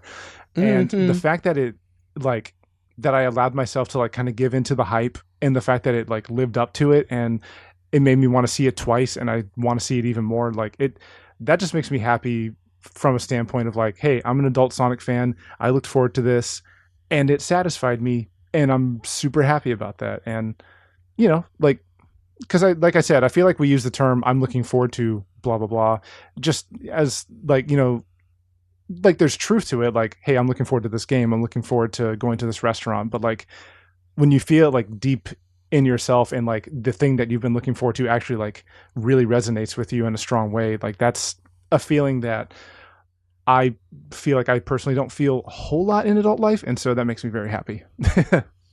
Yeah, I'm always happy to look forward to blah blah blah in my life at this age. I look, I don't want to speak for any other person on planet Earth. 2024 was a dog-ass shit fuck of a year, and so it was nice to have a fun movie like turn out to be pretty good at the end there. I 100% agree. I think we've earned on this show from previous episodes, like this is our sincerity corner where we get to say, hey, it's okay to like a thing. Yeah. Yeah. Like we're all about like constructive criticism and talking about our sacred cows in the Sonic fandom. But I mean, this was a fun movie, and like we've already said, I'm glad it exists. Sometimes, yeah, like again, even if it's not perfect, sometimes you just have to admit, yo, this movie made me feel like I was 12 again, and that's a great feeling. Yeah. Yes. And hey, to go all the way back to the beginning, I'm so glad that like little kids who are that age now, like have this too. Yeah. Like, Yes. you cannot argue with the kids coming into the movie theater wearing Sonic and Shadow hoodies and, you know, running up and down the aisles. Like, hey, this is for them too. Yeah. And I think they did a good job. Isn't it great that they did 3 good ones? Yes. Yeah. Yeah. I mean, yes. Maybe there's always they could have been worse with the Sonic movies. I know. And like even the biggest detractors, I think I've now have to say like, yeah, well, it could have been worse. Could have been the Mario movie. Oh, $1 million. save that. So. It could have been Jimmy Hedgeman. Oh my goodness. Yes, it's true. Anytime I'm like, oh, this is so cheesy. This is the worst. I just have to keep reminding myself it could have been Jimmy Hedgeman. This is like the complete opposite of Jimmy Hedgeman. So I think they think they succeeded. So that's Sonic 3, everyone. Yes. I hope you all enjoyed it, and even if you didn't, it's fine. It's just Sonic, innit? At the end of the day. It's just Sonic.